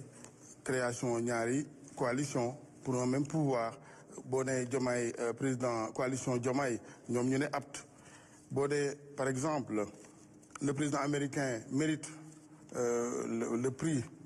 boo xamante ne ci wàllu jàmm la moom mu gis ne président américain mooy le facteur déstabilisateur de ce monde finalement mën naa juum loolu di nuru xeetu insubordination te yow rek ngay le numéro 1 des Sénégalais war a leeral tey jii boobu diggante looy wax Sénégalais yi. maag premier ministre ñaari type rapport la ñu am peut-être même ba ñett bi ci njëkk mooy les rapports étatiques mooy président de la République moom mooy premier ministre. tant que mu ngi nekk premier ministre c'est parce qu'il bénéficie de ma confiance bu loolu amatul ñu am un nouveau premier ministre kon tant que mu ngi fi c'est parce que dama jàpp ne qu'il est en train de faire son travail convenablement et que jusqu'ici am naa ci satisfaction bés bu ma ci amatul satisfaction Sénégal lay teg ci kanam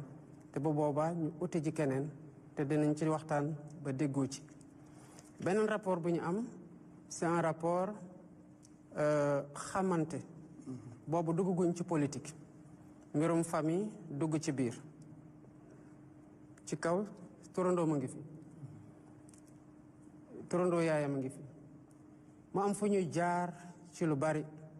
am ay waxtaan yu ñu am depuis bientôt lu ëpp 10 ans à 15 ans ba jàpp naa ne ñun bu ñu amee woroo duma ko yedd ci biti lépp loo xamante ne réeroo la ci yenn gis-gis yi te loolu maag moom je pense que du lu bees ci ñu xam man dinaa ko woo fi ma ko war a woo yedd ko fa ni ma ko war a yeddee te du doon ci biti kon divergence yooyu bu amee ñu ngi koy gérer ci nuñ ko war a gérer loolu nag ci relation bu nekk la am te lu ñu war a mën a concevoir la tamit que ay nit di waroo gis-gis mais am intelligence su gérer ces divergences là sous ce rapport là tamit amul problème li ci des c'est une relation politique ñu bokk ci parti évoluer vers une coalition te coalition du lu bees ci suñu trajectoire Pastef mosul demal boppam moom kese ci élection 2017 ñu ngi demee ndawi askan wi 2019 ñu ngi demee jot na 2022 ñu ngi demee Yewwi Askan Wi ñaari yoon ci locales yi ak ci législatives yi 2024 ñu ngi demee coalition Diomaye président coalition nag électorale modalité de conquête de pouvoir la woon mayoon nañu plus fort reste en 2017 may ñu ay mairie may ñu plus de voix à la présidentielle de 2019 may ñu ay mairie en 2022 may ñu des députés yu am solo ci assemblée en 2022 jox ñu pouvoir en 2024 kon lu ñu jàppoon noonu ba tollu fi du loo xamante ne dañ koy bàyyi moo tax bu ñu amee ay coalition warul bett kenn parce que loolu mooy ADN bi maintenant coalition électorale bu demee ba gagné day muté tamp en coalition de gouvernance moo tax boo xoolee ci biir conseil des ministres da ngay gis ñi bokk Pastef gis ñi bokk ci coalition Diomaye président ak ci beneen kuréel bu mu fa mënta nekk am na ñoo xamante ne sax bu leen fàtte ne ku mel ni ministre des infrastructures Déthié Fall dafa demaloon boppam élection bokkul woon suñu coalition te pourtant mu ngi liggéey ak ñun kon am na ñeneen ñoo xamante ne xëy na demoon nañ ci yeneen coalition ëllëg mën na ñëw ñu mën a ñëw bokk ci liggéey gi parce que liñ ciy xool rek mooy kii ci lu ñu soxla naka la mën a jëriñee Sénégal en définitive c'est le plus important. ok ci gàttal parce que au-delà des coalitions li ëpp solo mooy réew mi nu bokk y a pas de risque de crise institutionnelle ni ko ñenn ñi njorte. crise institutionnelle mënul am parce que premier ministre décret moo koy nommé décret moo koy dindi donc saa yuy nekk premier ministre rek d'abord ci nuñ koy tànni président de la république moo koy doylu ba pare nommé ko bu demee ba président de la république bi constitution bi jox muy nommé aux emplois civils et militaires doylootu ko mu dem seeti keneen mu nekk premier ministre. d'accord alors lu ëpp at ci ginnaaw monsieur le président jàkkaarloo woon nga ak taskatu xibaar yi doon leen wax ne moom premier ministre boobu sax El Hadj Assane di tudd xeex nga 10 ans pour def ko président de la république jotoo ci yegg moom en 10 jours mu def la président de la république est-ce que da nga nekk ba léegi ci logique gu te yaa waxoon ne bàyyeegoo est-ce que da nga nekk ci ba léegi ci logique gu militant wu Pastef nga et que da ngay continuer di xeex pour que loolu nga ko bëggaloon mu jaraloon la xeex pendant 10 ans defoo ko nga def ko ci yeneen échéance wala ci yeneen année yu jëm. D'abord il faut comprendre que xëy na waxee noonu day réduire mbir mi toujours ci entre man ak moom Pastef c'est une organisation ci 10 ans yooyu ma wax ne maa ngi doon xeex dama jël rek sama cas mais loolu képp koo xamante ne nekk nga membre fondateur Pastef toog Pastef ba fa ñu toll nii xëy na mënoon nga ko wax kon finalement ñu bëri ñoo nekkoon ci loolu rejoint nag progressivement par ñu bëri moo tax li am solo quel que soit moment bi nit ki egg Pastef mooy ban apport la am en tant que membre ci biir Pastef wala en tant que allié parce que c'est la somme de tous ces efforts là moo waral tey Pastef ne ko au pouvoir beneen bi dama noonu ndax bu mu lorñe la fauteuil na ko xool jàkk li ma bëggoon jàngale foofu mooy li ma doon wax sànq ci sérénité gi ma am ci pouvoir bi tax ma jàpp ne du bulletin unique mooy tax ma toog du mooy tax ma wàcc du transparence ci fichier bi mooy tax ma toog mooy tax may wàcc donc man dama ci ànd ak gëm yàlla goo xamante ne jàpp ne yàlla mooy joxe nguur yàlla mooy jeexal nguur yàlla jox na ma nguur ci anam yu mu ko soobee saa yu ko jeexalee mu jeex bu ko jeexalul du jeex keneen ku mu nar a doon ëllëg ku yàlla di tànn la tamit pour jox la nguur maintenant nañ ko xool loolu effectivement c'est pour que nit ñi xam ne que nekku fi di ma gêner comme quelqu'un koo xam ne dañuy ne attention premier ministre mu ngi loolu ñu fauteuil ñu naan coup d'état rampant coup d'état de bu mu andi genre manque de sérénité ci pouvoir bi je ne suis pas dans ça effectivement nag pouvoir bi bu ñuy def les statuts de Pastef te dinaa ñëwaat léegi ci histoire Pastef dañoo bind ne dañoo bëgg a conquérir le pouvoir par les voies démocratiques conquérir nañu le pouvoir dañ ko bëgg a conserver moo tax ñu wax ne fii ak 50 ans Pastef moo war a toog 50 ans yooyu man du ma fi toog kon fokk mu nekk keneen ci biir Pastef mën na doon moom mën na doon keneen ci biir Pastef wala keneen en tout cas ci suñu bëgg-bëgg gannaaw ndogalu yàlla kon tant que je serai un militant de Pastef su ma fiy jógee ki nga xamante ne moom la parti bi tànn kooku lay jàppale te bu dee moom lay jàppale bu fekkee ne en tout cas ñu ngi ci perspective wu man jeexal na damay dem mënatuma dem parti bu war a tànn kenn. beneen bi mooy sama histoire ci biir Pastef Moustapha ce parti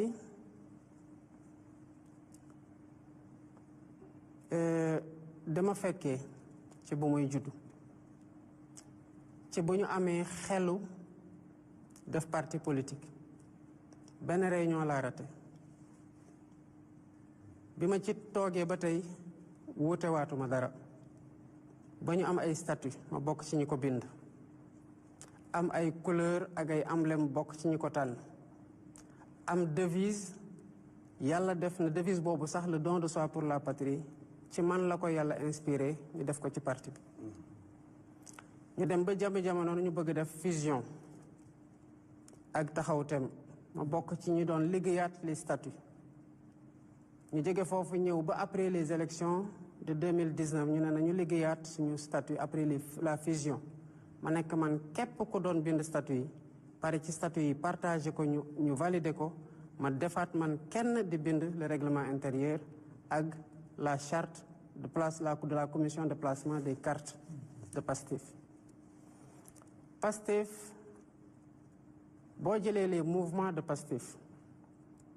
tàmbale ko ci mouvement des jeunes maa def comité d'initiative ba installation mouvement des cadres comité d'initiative ba installation mouvement des doomu daara comité d'initiative ba installation mouvement des artisans comité d'initiative ba installation mouvement wu transporteurs yi man maa commencé woon le comité d'initiative avant ma koy installé yàlla dogal ñu jàpp ma mouvement des femmes amul woon processus comité d'initiative dañu leen woo ci 8 mars ñu ñëw bu yombal ñu profité ci def installation bi te maa ngi fa woon man maa modéré journée boobu benn mouvement laa installé wul muy le mouvement des handicapés te def ma fekk ñu jàpp ma amul benn programme boo xam ne mos na sotti ci biir Pastef bu ma dugalul sama loxo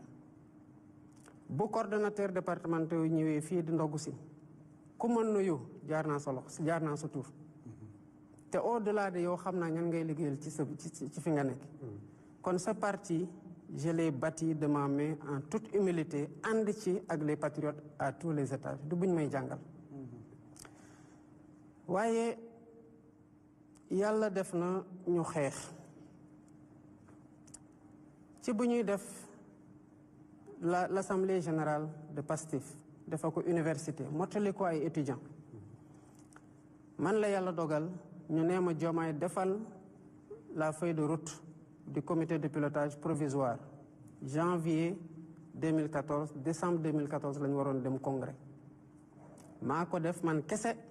maa ko présenté man kese ñu ne parti bi dañu am déficit de notoriété parce que 2012 amoon na ay candidats yu am dara te dañuy renforcer wu fii ak 2019 te il faut que ñu dable ñu ne nañu bâtir parti bi autour d'un individu d'une personnalité ñu jox ko président Ousmane Sonko mu def ci liggéey ju mat mucc ayib am ci mérite particulier mat liñ ko doon doy il faut reconnaître à chacun son mérite Pastef nag dem nañu ba jëmi jamono parce que maa ngi fàttaliku bu ñuy def la présentation du livre Solution pour un Sénégal nouveau man mii lañ tegoon ci sama loxo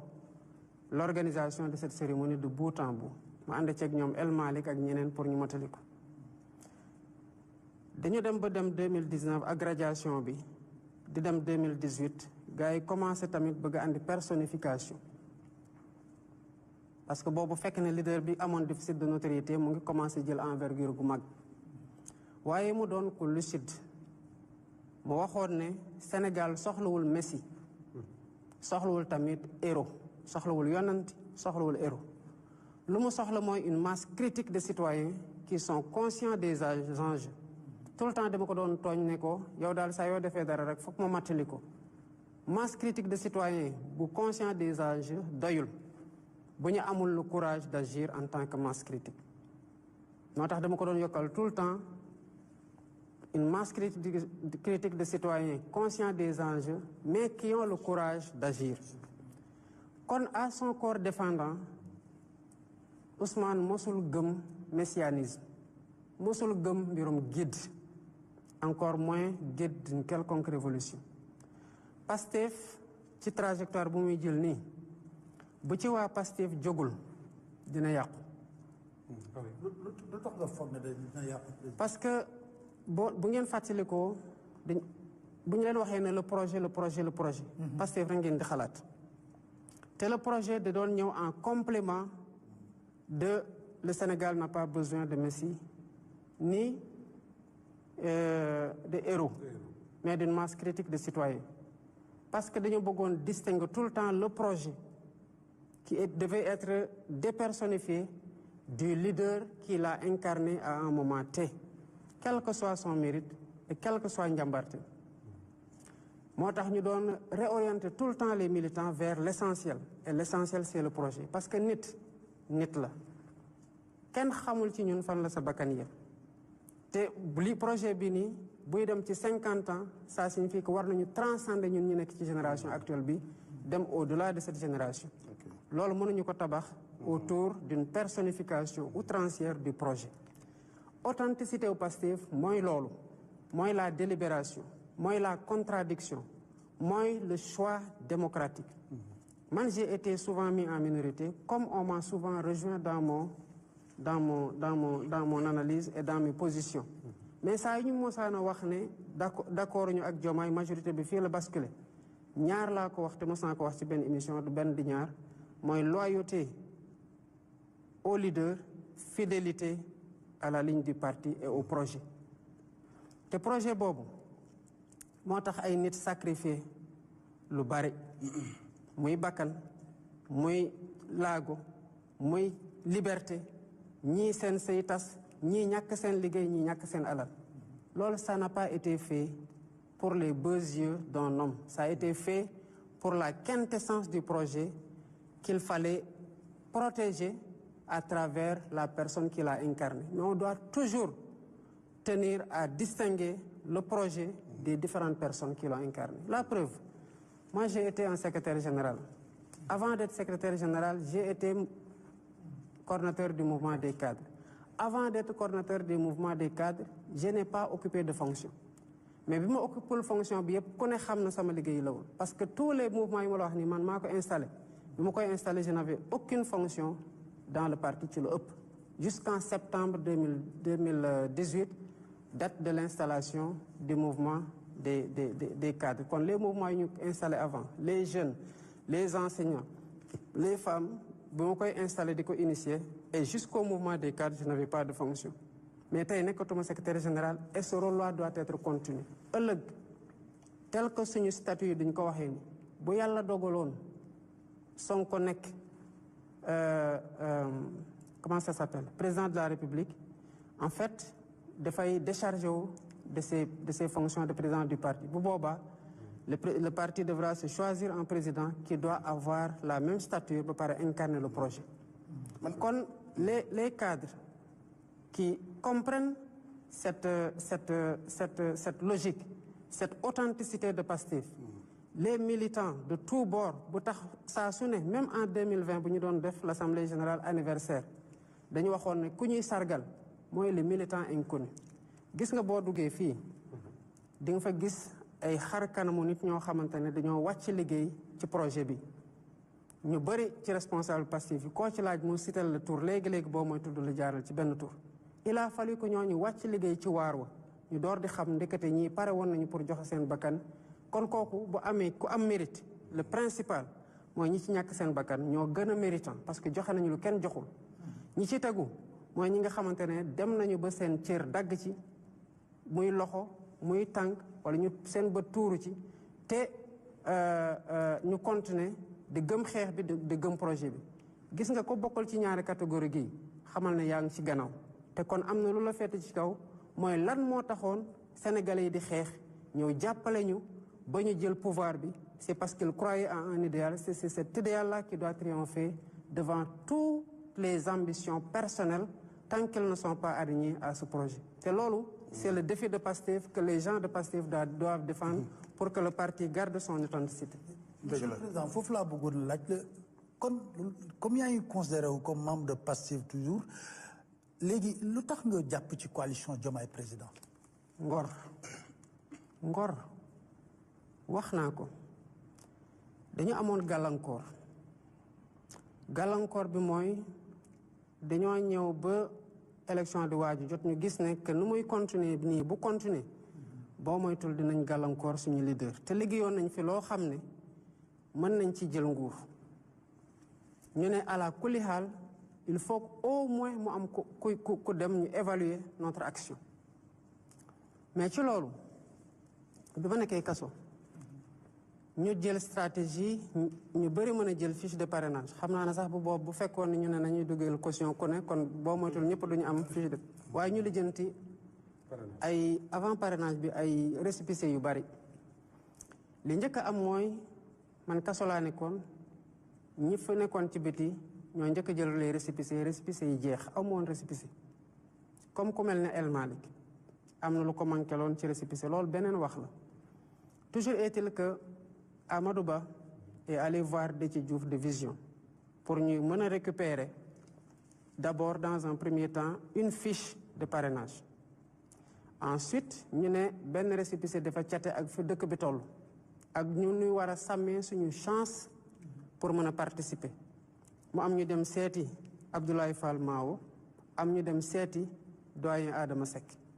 ñu abal ñu ay récépissé ñu mujjee jël ñaari récépissé yooyu tabaxee ko coalition donc récépissé de ci Diouf lañ jëlee fiche mais ñaari récépissé yii la ñu tabaxee coalition kon ki ñu andil récépissé ba tax ñu am fiche ak ku tax ñu tabax coalition bu mën a bokk kooku kenn mënu leen ëpp mérite parce que sans ces gens-là je n'aurais jamais participé à une élection te élection boo participé doo ko gagné maintenant ànd nañu ak ñoom comme ni ma ko waxee ci biir Pastef dañu waxoon peu importe moment bi nit ki egsi mais lan mooy apportam wax naa la sànq ku mel ni Déthié Fall dañoo dem uti mu dem uti mu am lu ko yàlla jox ci élection yi am lu mu ñu jox mais ñu dem ba ca kanam ñu ne ko ñëwal ñu bokk liggéey bi kon boo mënee ànd ak koo xamante ne bi ngay ut moom day utal boppam nga war a mën a ànd ak koo xamante ne bi ngay ut daf la doon utle coalition bii nii tabaxuma ko noonu lañ ko tabaxee ñu déverser ñeneen ñi bu ngeen xoolee sax am na des partenaires traditionnels ku mel ni Cheikh Tidiane Dièye qui a battu campagne ba à un moment donné mu arrêté ku mel ni Habib Sy qui a battu campagne ba à un moment donné mu arrêté ñii nga xamante ne nag damaa génn kaso ñëw fekk leen ñu doon xeex pour report bañ a am ca taxawaay gu mucc ayib boobu mënulu ma sama bopp dara ñu jóge ci ma génn kaso ñu ànd ak man dem mobiliser seen base mobiliser seen mbokk mobiliser seen discours sonn ci jël seen alal dugal man bu ma faloo mënuma leen fàtte kon ngor moo ma bàyyi ak ñoom bu demee nag ba ñu am woroo ci gis-gis comme nu muy amee ci biir Pastef nous ne sommes pas tous d'accord nous n'avons jamais été d'accord sur tout am na ñoo xamante ne ci biir Pastef duñu jaaroo taal mais taxul ñu tas Pastef kon la coalition avec laquelle nous sommes arrivés au pouvoir man mënuma ko wan gannaaw parce que loolu day doon gore de ci man te mënuma ko loolu moo ma tax ma jàpp ci coalition bi y a pas d'autre amul beneen explication bu dul boobu. Voilà man je me suis toujours au-dessus des partis politiques parlant du Sénégal de l'intérêt général parce que xam naa ni sax def nga précision yi nga bëgg a defal say camarades de parti bu fekkuloon nga nekk au-dessus de la mêlée xëy na di nga bàyyi xel yenn attitude yoo xamante ni ci internet bi rafetul jaaduwul du worma ci institution bu toll ni président de la République ñenn ñi di ci waxee nen ni ci loo xam ni biir na ku ne ni un président bu ko bëggee faj ko ci saa si mais gënuma la ko xam dañ lay fàttali ne li nga wax Pastef ak nekk fi 50 ans li ko gën mooy Sénégal nekk fi au-delà de 50 ans cette cohésion sociale biñ nu bàyyil comme patrimoine mu nekk seen loxo puso bi bañ a wadd te loolu boo ci taxawul nekk au-dessus de la mêlée ñu bàyyi fële parti yi parce que l'esprit partisan moo yàq réew yu bari. man bi ma ñëwee le 2 avril laa prêté serment le 3 avril laa def premier discours solennel 3 avril boobu laa démissionné de mes fonctions de secrétaire général parce que remplacé woon nañ ma bi ma nekkee kaso ci jamono mais kooku intérimaire la woon kon su ma ñëwaatoon mën naa récupérer waat sama fonction de secrétaire général te bi ma koy bàyyi j'ai été clair dama ne dama bëgg a situé wu au-dessus de la mêlée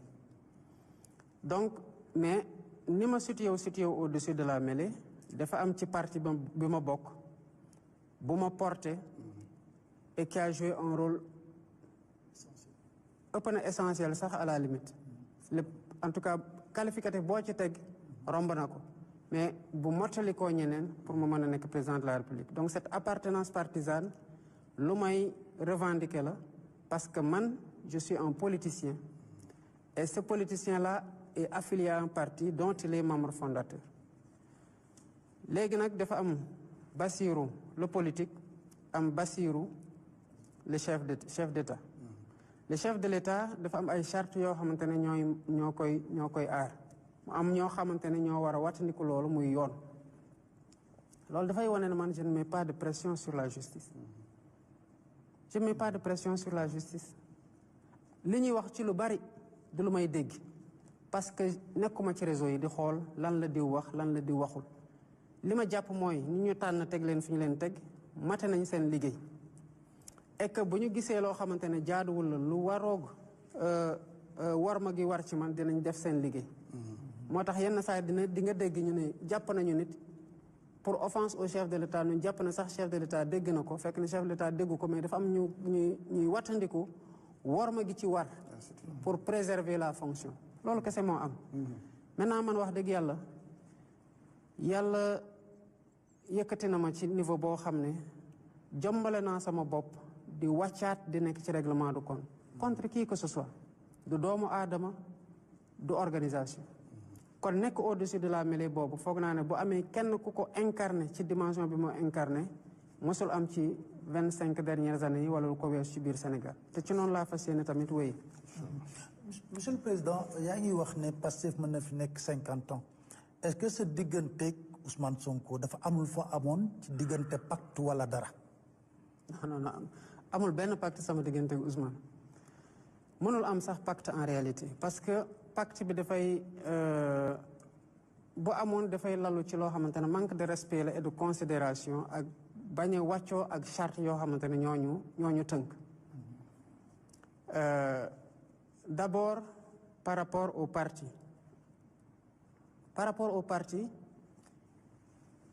du man ak Ousmane rek ñoo nekk le parti c'est l'ensemble des militants yoo xamante ne dañu adhéré te ku adhéré ci membre fondateur ak ku ñëw tey jënd carte de membre ñoom la suñu texte yi yemale dañu lay wax le membre bés boo ñëwoon ci biir Pastef suba ñu dem congrès te foofu rek la ñu mën a désigner un candidat bu boobaa Pastef dafay dal di wax ne ñan ñoo bëgg nekk candidat ñu délibérer suivant les règles boo xamante ne moom la ñu charto kon ñaari nit mënuñoo wéet ne maag yow nañu waxtaan maag yow Moustapha pour anéantir toutes ces règles yi nga xamante ne ñoo régir suñu diggante comprendre nga li may wax donc loolu mënul nekk bi ci tegu mooy loolu bu ñu ko defoon dafay mel ni esprit wu projet dañ ko dindi bëgg a personnifier mbir mi parce que li ñu nekk di doxal nii actuellement Sénégal mais lan la à part le projet c'est le projet mbirum souveraineté kan moo ñu ci jàmbaaram par rapport ak li fi nekkoon ay président jiitu nañ ma fi je suis le seul bi wax ci njëkk ak teraanga waxtaan ci suñu partenaire ne leen bëggatuñoo ay base militaire suñu dëkk parce que correspondrul ak suñu logique de souveraineté est-ce que base yi ñu ngi fi ba tey dem nañ ñun tey la ñu gën a mën a affirmer suñu choix ak suñu priorité ak suñu ligne ci lépp kon sur la souveraineté nous sommes à cheval sur le projet sur la prospérité bu ay nit ñëwee fekk ay contrat ñu signé woon ñu koy waxtaanee pour li ci Sénégal gagné kon xam nga ne ñooñu ñu ngi wattandiku alal goo xamante ne dénk nañu leen ko te ñu war ko doxal moo tax duñu signé lenn loo xamante ne dafay lor Sénégalais yi te tamit ci gestion vertueuse finance publique yooyu ci la ñu taxaw kon ñu ngi ci prospérité donte am na maintenant des contingences externes qu'il faut gérer sur le plan de la justice wax naa la sànq man je n'interfère pas dans le fonctionnement de la justice dama jàpp ne que ñi fa nekk ils sont en train de faire leur travail buñ ko deful am na loo xamante ne buñ ko apprécier am na fu ñu war a jaar te loolu charte moo ko teg kon un Sénégal souverain juste et prospère bi tax sénégalais yi fal ma man maa ngi ci ñi jàpp ne que lii mooy projet Pastef gis nañu que le projet est en train d'être déroulé léegi au nom de quoi ñu war a wax dès à présent kon yow Moustapha même su ma ki fi nekk bu réglé woon tous les problèmes que nous avons quand même il faut que Moustapha toog mu nekk loo xam dañ ko war a décider avant même ñuy départ pour dem campagne électorale je pense que loolu correspondrul ak ADN Pastef et je n'aurais jamais pris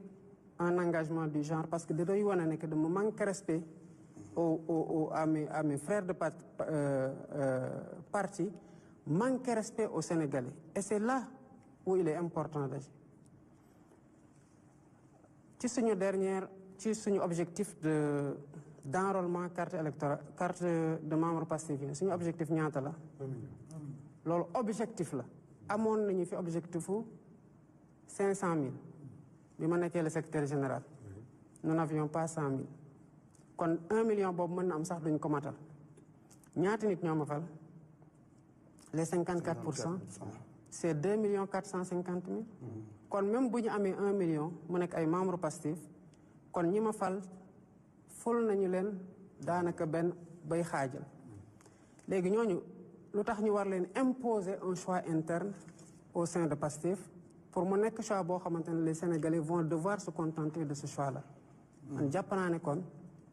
tenant compte du respect de la volonté des Sénégalais du respect des membres de notre parti et des textes qui nous régissent sérieusement je n'aurais jamais pu prendre un pacte comme ça. yaa ngi wax wàllu justice mooy nekk thème bi nga xam ne moom la ñuy aborder sax justice ak reddition El Hadj Assane ñu tàbbali ci thème boobu. ñu seetlu monsieur le président ci fànn woowu ci wàllu reddition des comptes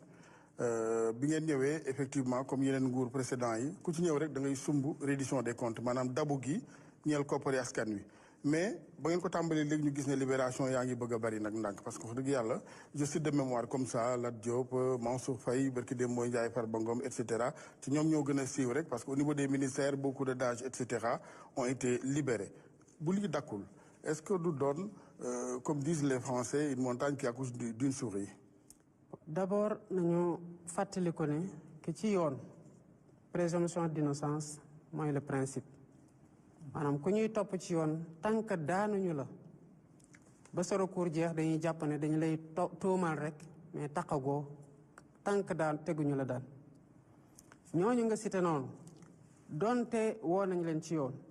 donte denc nañ leen dañ ko négandiku dañu amoon seen présomption d'innocence yàlla dafa def ki ngay waxal ni muy man tegoon nañ ma tuuma gannaaw bi ma bindee ñu ne ma damaa xotti war ma magistrat yi sama dossier dañ ko corsé nee ma terroriste en relation avec une entreprise terroriste nee ma atteinte à la sûreté de l'État nee ma association de malfaiteurs est-ce que rek c'est parce que tegoon nañ ma loolu que man coupable la est-ce que am nga yëg-yëg ne ki nga jàkkaar loolu ni di waxtaanal terroriste la kon jóge naka la ñuy tuumalee nit terroriste 10 jours après sénégalais yi à 54% nekk yow la ñu doylu pour nga jiite réew mi nga xamante ne foofu lañ la waxoon foofu ngay defee terrorisme kon nañu def distinction entre ki ñuy woo mandat de dépôt ko ak ku ñu atte ba pare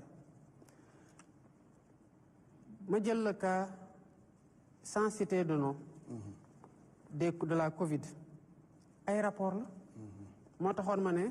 mënul am ay rapport yu fi nekk ba pare justice di daagu loolu laa waxoon ci 1 an yi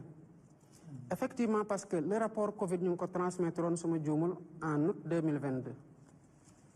ñu toog ba 2024 defuñu dara ma ne rapport yi dafa war a am suite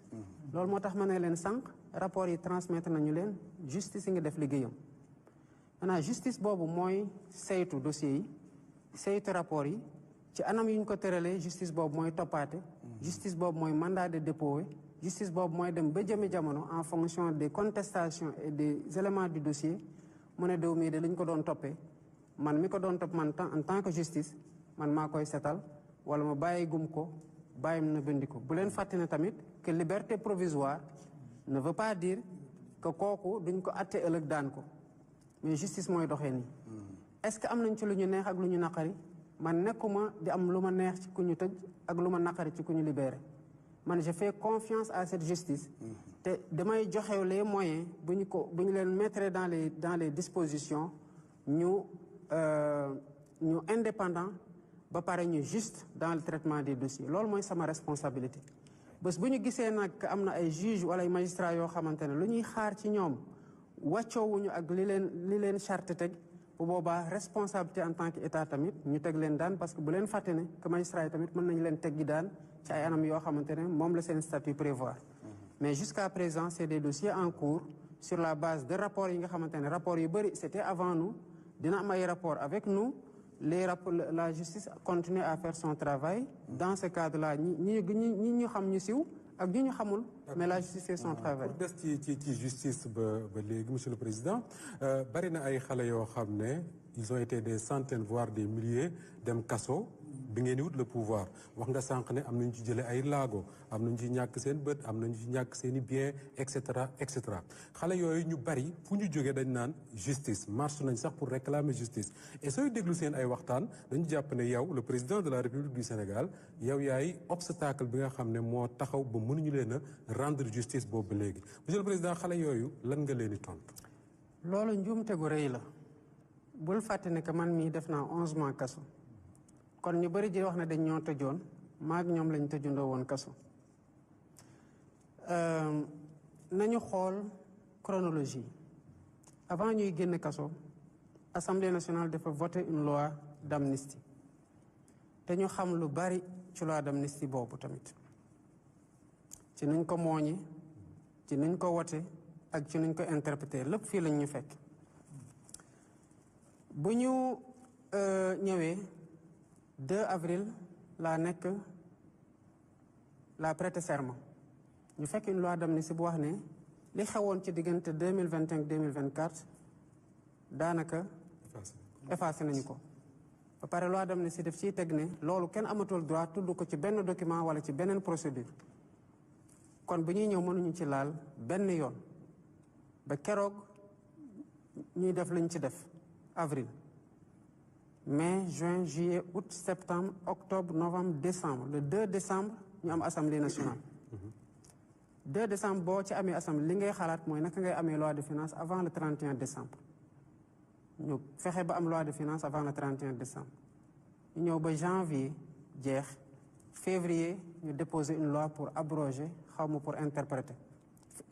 finalement conseil constitutionnel ci procédure yooyu mu ngi addu le 23 avril 2025 kon diggante 2 avril 2024 ba 25 avril ba 23 avril 2025 mënoo def dara par rapport à ces faits-là maintenant le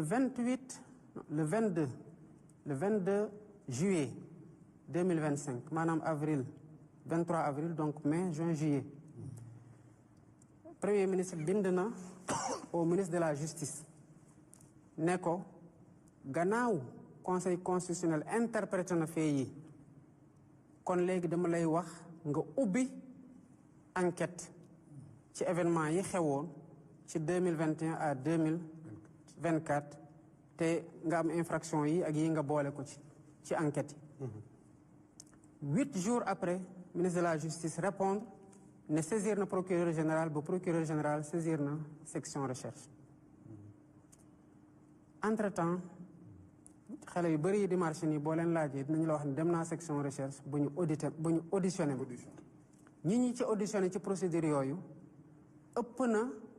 ay dizaine ay centaine de personnes te lu ñu répertorié ci ñi nga xamante ne yëpp wax nañu ne que dañoo bëgg a témoigner c'est des milliers de personnes bu leen fàtte ne conditions yi manifestation yi amoon parce que nous sommes tous témoins de ça ñu ne tëf am na ku daanu dañ ko jàmbal 2021 par exemple ñu toog ba 2025 ñu ne nañu xool kan moo ko reyoon est-ce que PV am na ban bala ko rey est-ce que autopsie am na bal boobu ci ban pistolet la jóge pistolet boobu kan moo ko yoroon et cetera et cetera et cetera mu concerne nag plusieurs cas bu ci nekk gën a compliqué beneen bi il faut à partir du moment où jébal nañu enquêtes yi il faut que les enquêtes suivent leur cours te loolu dafa demander un processus de patience gis nga colère victime yi ce serait malsain ñu bëgg ko jël exploiter ko comme une arme politique contre le président de la République parce que le 31 décembre 2024 lan laa wax mënuñoo di saytu li fi xewoon juróom-ñetti fukki at ci gannaaw bëgg a fàtte li fi xew barke Dembo Ndiaye ne du caagi ne sax ne dañuy jéem a ut nu ñuy fayanto mais dañoo war a rendre justice ñi nga xamante ne moom la lii dal ba pare fexe ba fii Sénégal ku fi nekkati président lu mel ni ñu nga xam ne mënatul nekk lu ñuy fooy bakkanu doomu aadama loolu sacerdoce la ci man responsabilité ci man en tant que président de la République mais en tant que militant de Pastef qui a vu ces souffrances là gis nga ñuy wax ñu bëri ci ñii ñu bëri ñi ci gaañu à part Fatima Mbeñ ñu koy ndokkale bu baax ci taxawaayam ci jamono jooju bëriwul ñoo xam ne taxawaay gi ma ci am ci taxawu blessé yooyu am na ci ñu bëri ñi nekkoon ci kasu dem leen ngeen laaj avocat yi leen doon taxawu kan moo constitué woon le pool des avocats di ko surveiller dina demal ma Diourbel demal ma Tambacounda demal ma Sédhiou demal ma Ziguinchor demal ma Kolda demal ma Saint-Louis loolu yëpp maa ko doon def ñi wax ne yëpp ils l'ont pas fait c'est moi qui l'ai fait kon je tiens à la justice mais justice bi taxoon ñooñu di xeex ba loolu dal leen ci justice bi taxoon may dénoncer di wax ba dem ci kaso idéal de justice boobu mooy justice buy garantir le respect de la présomption d'innocence à chaque Sénégalais mooy justice buy garantir le procès équitable à chaque Sénégalais mooy justice buy garantir le respect des droits de la défense à chaque Sénégalais bu ñu paraxee enquête yi pour répondre à cette clameur dañu am des dossiers solides te tamit bu boobaa kuñ ci jàpp duñu la mën a teg tuuma goo xamante ne teg nañ ko lu leer te waruñu tamit en voulant rendre la justice à des victimes ñu tooñ d'autres personnes qui sont innocentes parce qu'il faut juste donner des têtes que le peuple réclame loolu sama responsabilité la et je l'entends assumer pleinement bañuma ku ma mere ci su ma nekkee ci yoonu dëgg man li gën a bon mooy nga nekk di xeex dara ba lu ne fekk la ci nga toog foo ko war a saafara yow nga nekk di wéyalaat loolu et cette justice elle restera indépendante elle va trancher en toute sérénité les enquêtes seront menées en toute rigueur et en toute sérénité ba keroog ñi koy enquête nga xam te ils sont venus des années après di mettre petit à petit les pièces des puzzles ba bu ñu waxee ne Moustapha laale nga ci boo demee ci kanamu àttekat bi qui n'est pas là qui aura une victime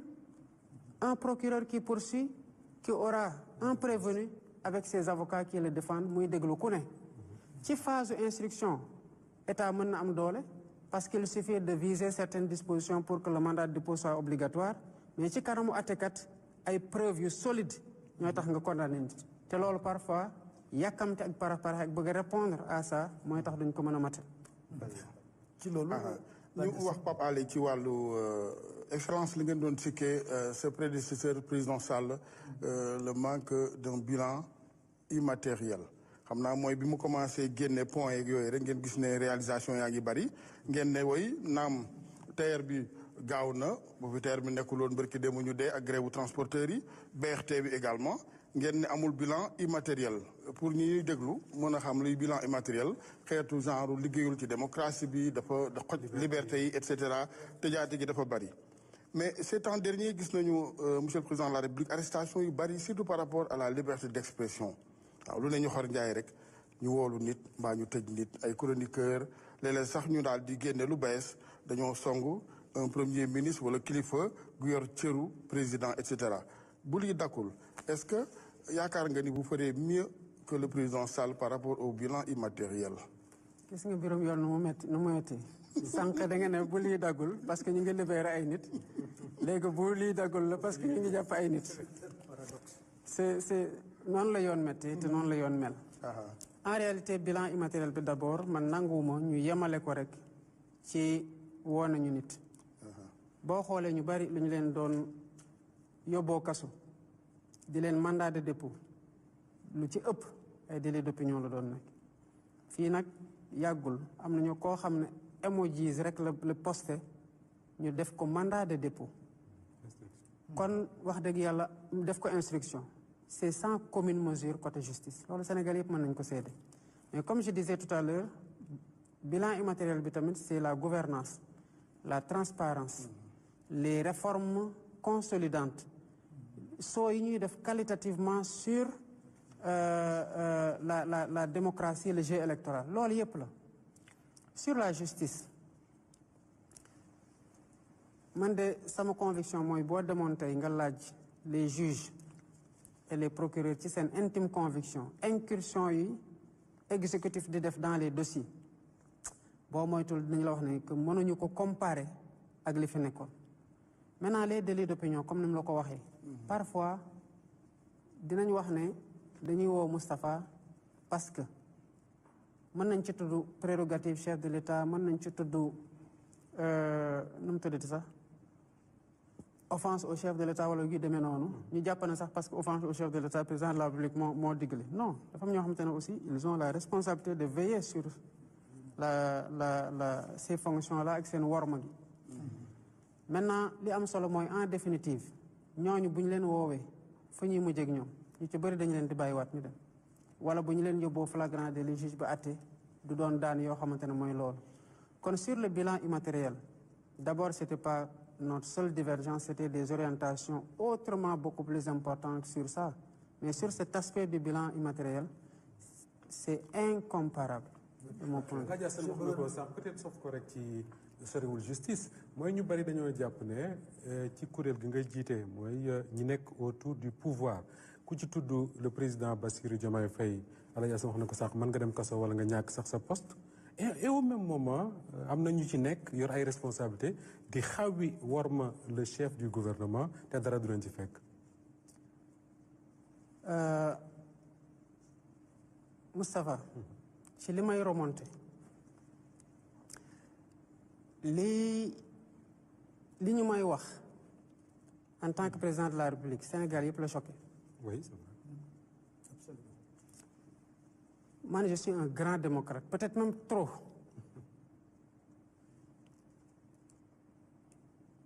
ci li ngay wax ni ban président nga mos a gis mu nekk dans un régime avec un premier ministre mu nekk dans une perspective de conquête du même pouvoir ci premier mandat bi à la fin te ñu continuer cohabiter di liggéey mos nga ko gis amul ñuy ñëw sa plateau naan premier ministre lañu bëgg mu nekk président 2029 te ñu nekk ay ministre lan moo leen ci fekk seen télé googu li may remonté yëpp lu bëri ci liñ may wax seen télé googu lañ koy waxe est-ce que ba tey dégg nga ñu naan kooku dala non kon comparer lu comparable c'est pas comparable am na ñu fi jële parce que effectivement ils ont attaqué nañu le chef du gouvernement am na ñoo xamante ne jële nañ ko fi te koo gis mu laale ci man ñu dindi ko li ci ëpp mooy la persistance te persistance boobu mooy wax waa ji bu commencé teg benn jéegu nga noppi ñaari jéegu lay teg bii yoon noo bëgg jàmm ci biir réew mi noo bëgg dal ci biir réew mi noo bëgg sérénité man dafa am man li ma moom en tant que Bassirou Diomaye Faye am loo xamante ne moom ma ko loolu fonction bi la te en réalité je suis un homme de paix bëgg jàmm bu ëpp sax moo tax boo moytul loolu mën na am lu mu jur ci lu gënul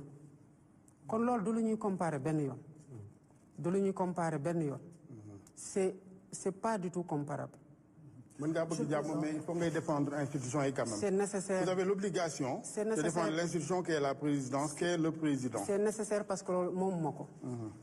te j'y vais avec beaucoup de pédagogie beaucoup de patience ak beaucoup de calme. Ok. Monsieur le Président bëgg naa aussi ñu dellu si waat ci relation presse ak pouvoir parce que dernier rapport Reporters sans frontières bi nee na Sénégal dafa wàcc ci rang bi lan moo indi problème entre presse et pouvoir dafa mel ni incompréhension la dans la mesure où gis naa ba le passé ñi sàkku sax nga recevoir les patrons de presse pour waxtaan ak ñoom. Patron de presse mën naa leen recevoir nous sommes certes partis du mauvais pied mais kër gi kër ñëpp la man Sénégalais yëpp laa ilif ñiy xëy di tiire ci man ba ngoon jot maay seen président am na lu mu warloo ak ñoom ñiy xëy di ma tàccul ba ngoon jot maay seen président am na lu mu warloo ak ñoom je suis le président de tous les Sénégalais et de tous les segments la porte leur est ouverte par contre nu ñu bëggoon amee yenn sañ-sañ gi ci man fu ñu ko jaaree baaxul anam guñ ko defee baaxul et ça a fait que on est parti du mauvais pied loolu kese la maintenant rapport Reporters sans frontières boobu c'est un rapport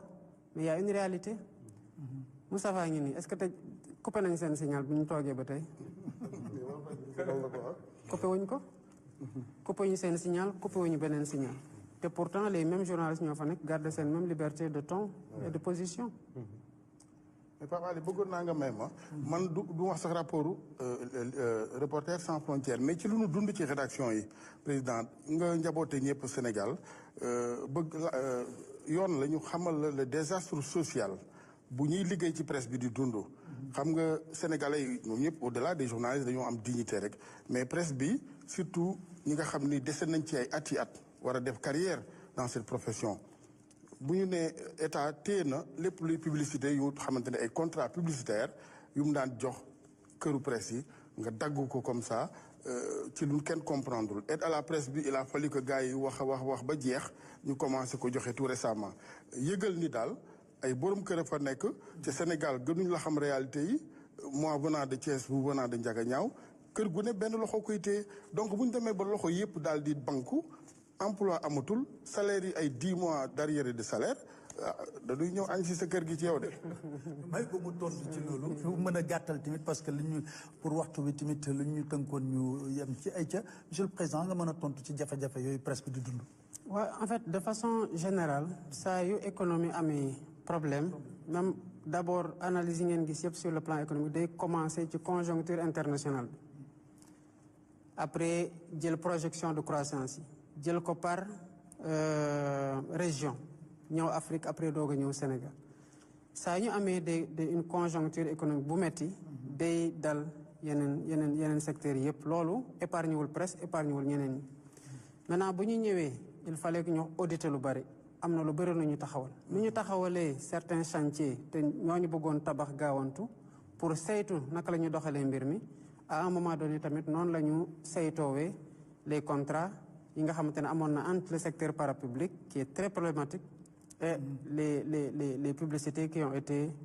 les contrats qui ont été signés te foog naa ne bu ñu siiwalee yeneen contrats yi xam nañu ne ñi ñu waroon signer ñu ak ñoom parce que boo bàyyi un groupe de presse dem signer ak ñoo xamante ne xamaluñu leen média pour ñu lay defal loo xamante ne ci groupe de presse lañ ko gën a xaare surtout kooku am ay employés lu ñu war a jooyanti la donc je pense que sous ce rapport là loolu c'était un pas nécessaire mais comme je dis fii c'est ouvert bu ñu waxtaanee dans le cadre d'un débat serein ci waxtaan amul lenn loo xamante ne solution la ci ñun bu ñuy téye parce que am nañu responsabilité préserver les emplois mais préserver également l'outil de travail préserver l'investissement privé. ñu tabbi ci beneen thème diplomatie ak affaires internationales defe naa ne Moustapha il faut ñu ñëw ci suñu supporters yi ci Maroc. nañ ko commencé ci supporters sénégalais yi ci Maroc monsieur le président Sénégal ba mu gagné coupe bi la jafe-jafe yi commencé ñu jàpp ci ay supporters yu bari reproche bi njëkk a def Sénégal mooy dañoo xaw a maa ngi jégalu ci kàddu bi dañoo xaw a yàccaaral trop bàyyi marocain yi ñuy def lu ñu neex ak suñu supporters yi yàggul dara libéré nañ ci ñett mais ñu bari dañoo jàpp ne su fekkee ne jógu leen fa ngeen war a jógee dina am ñoo xam ne bu ñu deful ndànk 2027 fa la leen di fekk lan nga def ak lan nga nar a defaat pour taxawu ñooñu leen. non loolu tamit njuumte la ci jàpp ne ñun dañoo toog seetaan suñu supporters yooyu ma di leen masawu d'abord di masawu seen njaboot li xew ñun ñoo ko seetaanandoo ci télé yi mu xewee ci beneen dëkk bu am chartam am yoonam bu ñu leen jàppee parce que pëccëxoo am na ñu jàpp ne que ñooñ dañu am lu ñu def nar leen a yóbbu ci yoon nag dafa am nu ñu fay défendre ni ñu fay défendre mooy jël avocat mu taxawu leen parce que xam ngeen ne mënuñu waaxoo fii jël suñu avion taxaw foofu ne fan la prison bi nekk dem génne leen loolu xam ngeen ne mënul nekk kon li ci nekk mooy naka lañ leen di défendre pour li ñu leen topp ñu bañ leen daanee loolu kon taxawaay boobu am na li ci des mooy naka la leen suñu représentation diplomatique waroon taxawee loolu ku fa dem xam li représentation diplomatique bi def te moo fa teewal état du Sénégal xam nga ne li ñu leen war a taxawoo mat na beneen bi mooy bi ñu leen daanee ba pare parce qu'il faut respecter la justice bu dee ñun ñooy wax ne rek par rapport ak lu ñu dal nañu bàyyi yoon def liggéeyam rawatina yoonu beneen dëkk parce que bu doon fii la xewee am na nu mu demee ñu bëgg ma dugalee noonu sama loxo mënuma ko dugalee noonu parce que dafa am lu ma tënk tamit ci yoon mais bu ñu demee ba daan leen gis nañu nekk li ñu leen daan diis na ëppi na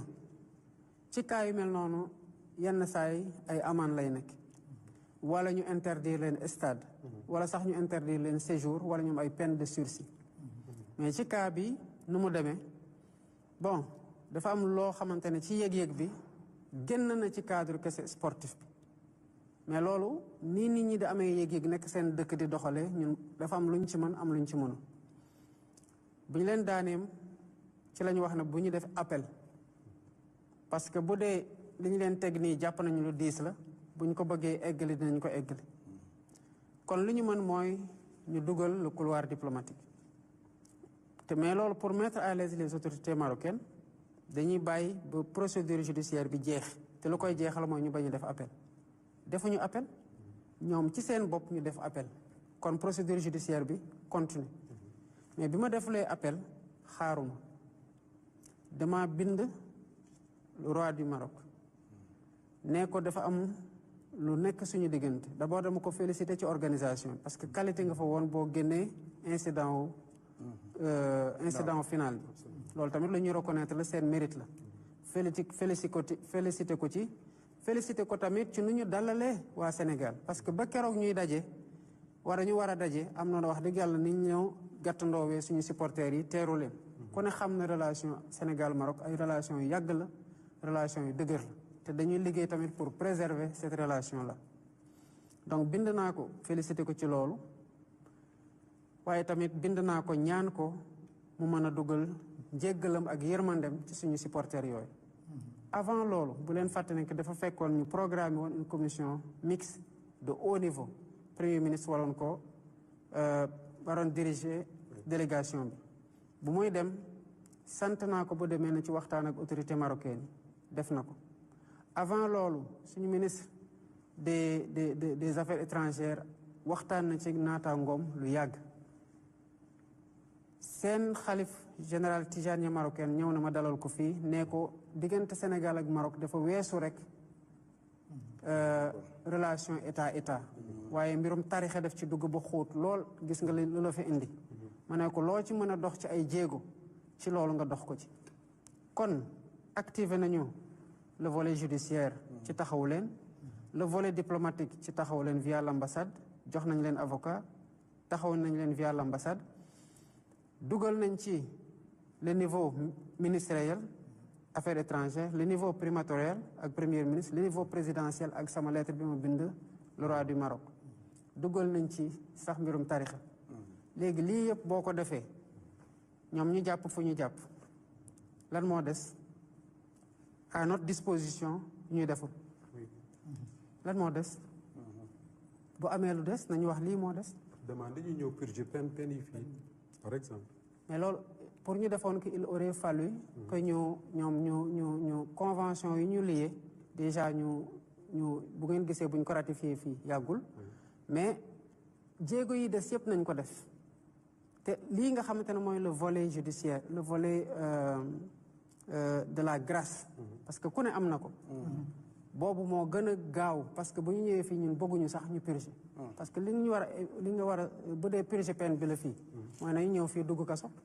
vous imaginez ñu ñëw fii dugg kaso fii Sénégal donte dinañ gën a jege seen njaboot mais suñu objectif du loolu dañu bëgg ñu bàyyi leen ñu am seen liberté mën a dem ci seen njaboot mën leen taxaw ci ni ñu mën a ñu war a taxaw. xanaa ci diggante bi relation yi dafa xaw a gëmm tuuti avec troisième alternance bi est-ce que manees na wax wala boog erreur la que nu relation yi meloon ci wàllu rattaxaay melagu ko. non au contraire xam nga la ligne diplomatique du Sénégal elle est très stable. Maroc dañoo am ak ñoom jaar yu bare te yenn yi tant que demooy ba tollu fenn fi doo ko xam moo tax ay relations yu ñuy sàmm la dañu jàpp ne que c'est des partenaires de premier plan au niveau africain yeneen relations yëpp ñu ngi am lii lu koy xejamal la mais intelligence bi ci diggante askan yi ak gouvernement yi yaakaar na que dina jël le dessus mais sur la ligne diplomatique entre ñun ak Maroc dara changé wu ci sur l'intensité des relations économiques dara changé wu ci sur la coopération dara changé wu ci. Monsieur le Président bëggoon naa ñu ñëw ci candidature président Macky Sall bi nga xam ne yow yaa ko wuti ci nguur gi fële ci Nations Unies ñu wax ne mi ngi sàkku poste secrétaire général des Nations Unies mais Sénégal jàppale wu ko lan nga ñu mën a leeral ci lu tax Sénégal jàppale wu ko. Bon. D'abord, il faut ñu xam péripéties parce que c'est un devoir de transparence aussi ak les concitoyens. bi ma déggee candidature président Macky Sall déggeewuma ko ci moom. déggewoo ko ci moom. ci sama naataango laa ko dégg. déggeewaat ko ci sama beneen naataango. déggeewaat ko ci sama beneen naataango ba ñuy ñeent te waxoo ci ak man. saa yu ñu ñëwee fii am na ko xam sax dafa dépêché un ministre mu jóge ci Afrique centrale ñëw ba fii pour waxtaan ci ak man ma ne ko yaa ma ko yëgal dama jàpp ne du yow yaa ma ko war a yëgal dama jàpp ne un citoyen sénégalais bu bëgg nekk candidat ci poste bu amee solo noonu bëgg réewam bootu ko dafa war a ñëw ba ca kii yilif réew mi ne ko man maa ngi dem sàkku ji dama bëgg sama réew mi jàppale ma loolu amul may def rek une parenthèse Amadou Hott ban régime la bokkoon bu muy dem BAD pour nekk président BAD dafa ñëw ba fii ne monsieur le président de la République dama bëgg nekk président BAD ñu waxtaan ma ne ko yow sa profil ak sa parcours may na la nga war a nekk président BAD dina jëriñ institution bi dina jëriñ Sénégal waaye dina jëriñ tamit Afrique bi yëpp ma jël affaire fan la bokk yëpp teg de côté ñu dégager un budget fu may dem yóbbu ko ku may recevoir présenté ko jox ko parole mu présenté boppam ma ñaan pour kooku jàppale ñu def ko Chine def ko Nations Unies def ko Union africaine def ko ba ci Jeux olympiques Paris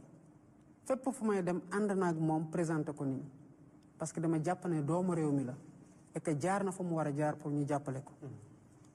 donc j'ai senti qu'à un moment donné que c'est les autres homologues ñoo ma doon teg une forme de pression que je n'accepte pas pour ma bootu une candidature boo xam ne bi président Macky Sall di dem fii la ñu tàggatoo ngoon gi ñu woo ma ne ma dafa bëgg jël avion bi parce que boobu nekkatul le commandement ma ne leen yóbbu leen ko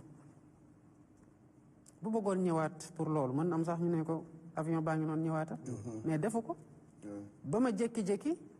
ma dégg ne que candidat non juste avant sommet Union africaine ñu bind ma le 4 février pour un sommet qui devait se tenir 10 jours après bëgg nag ci moment boobu nga xamante ne déggee naa ko fu ne ñu teg ma une pression pour que rek ma répondre avant le sommet du ñu déterminer noonu tamit sama agenda parce que y avait assez de temps bi ma sama collègue yi ñi gën a jege ak ñi gën a sori di ma woo pour loolu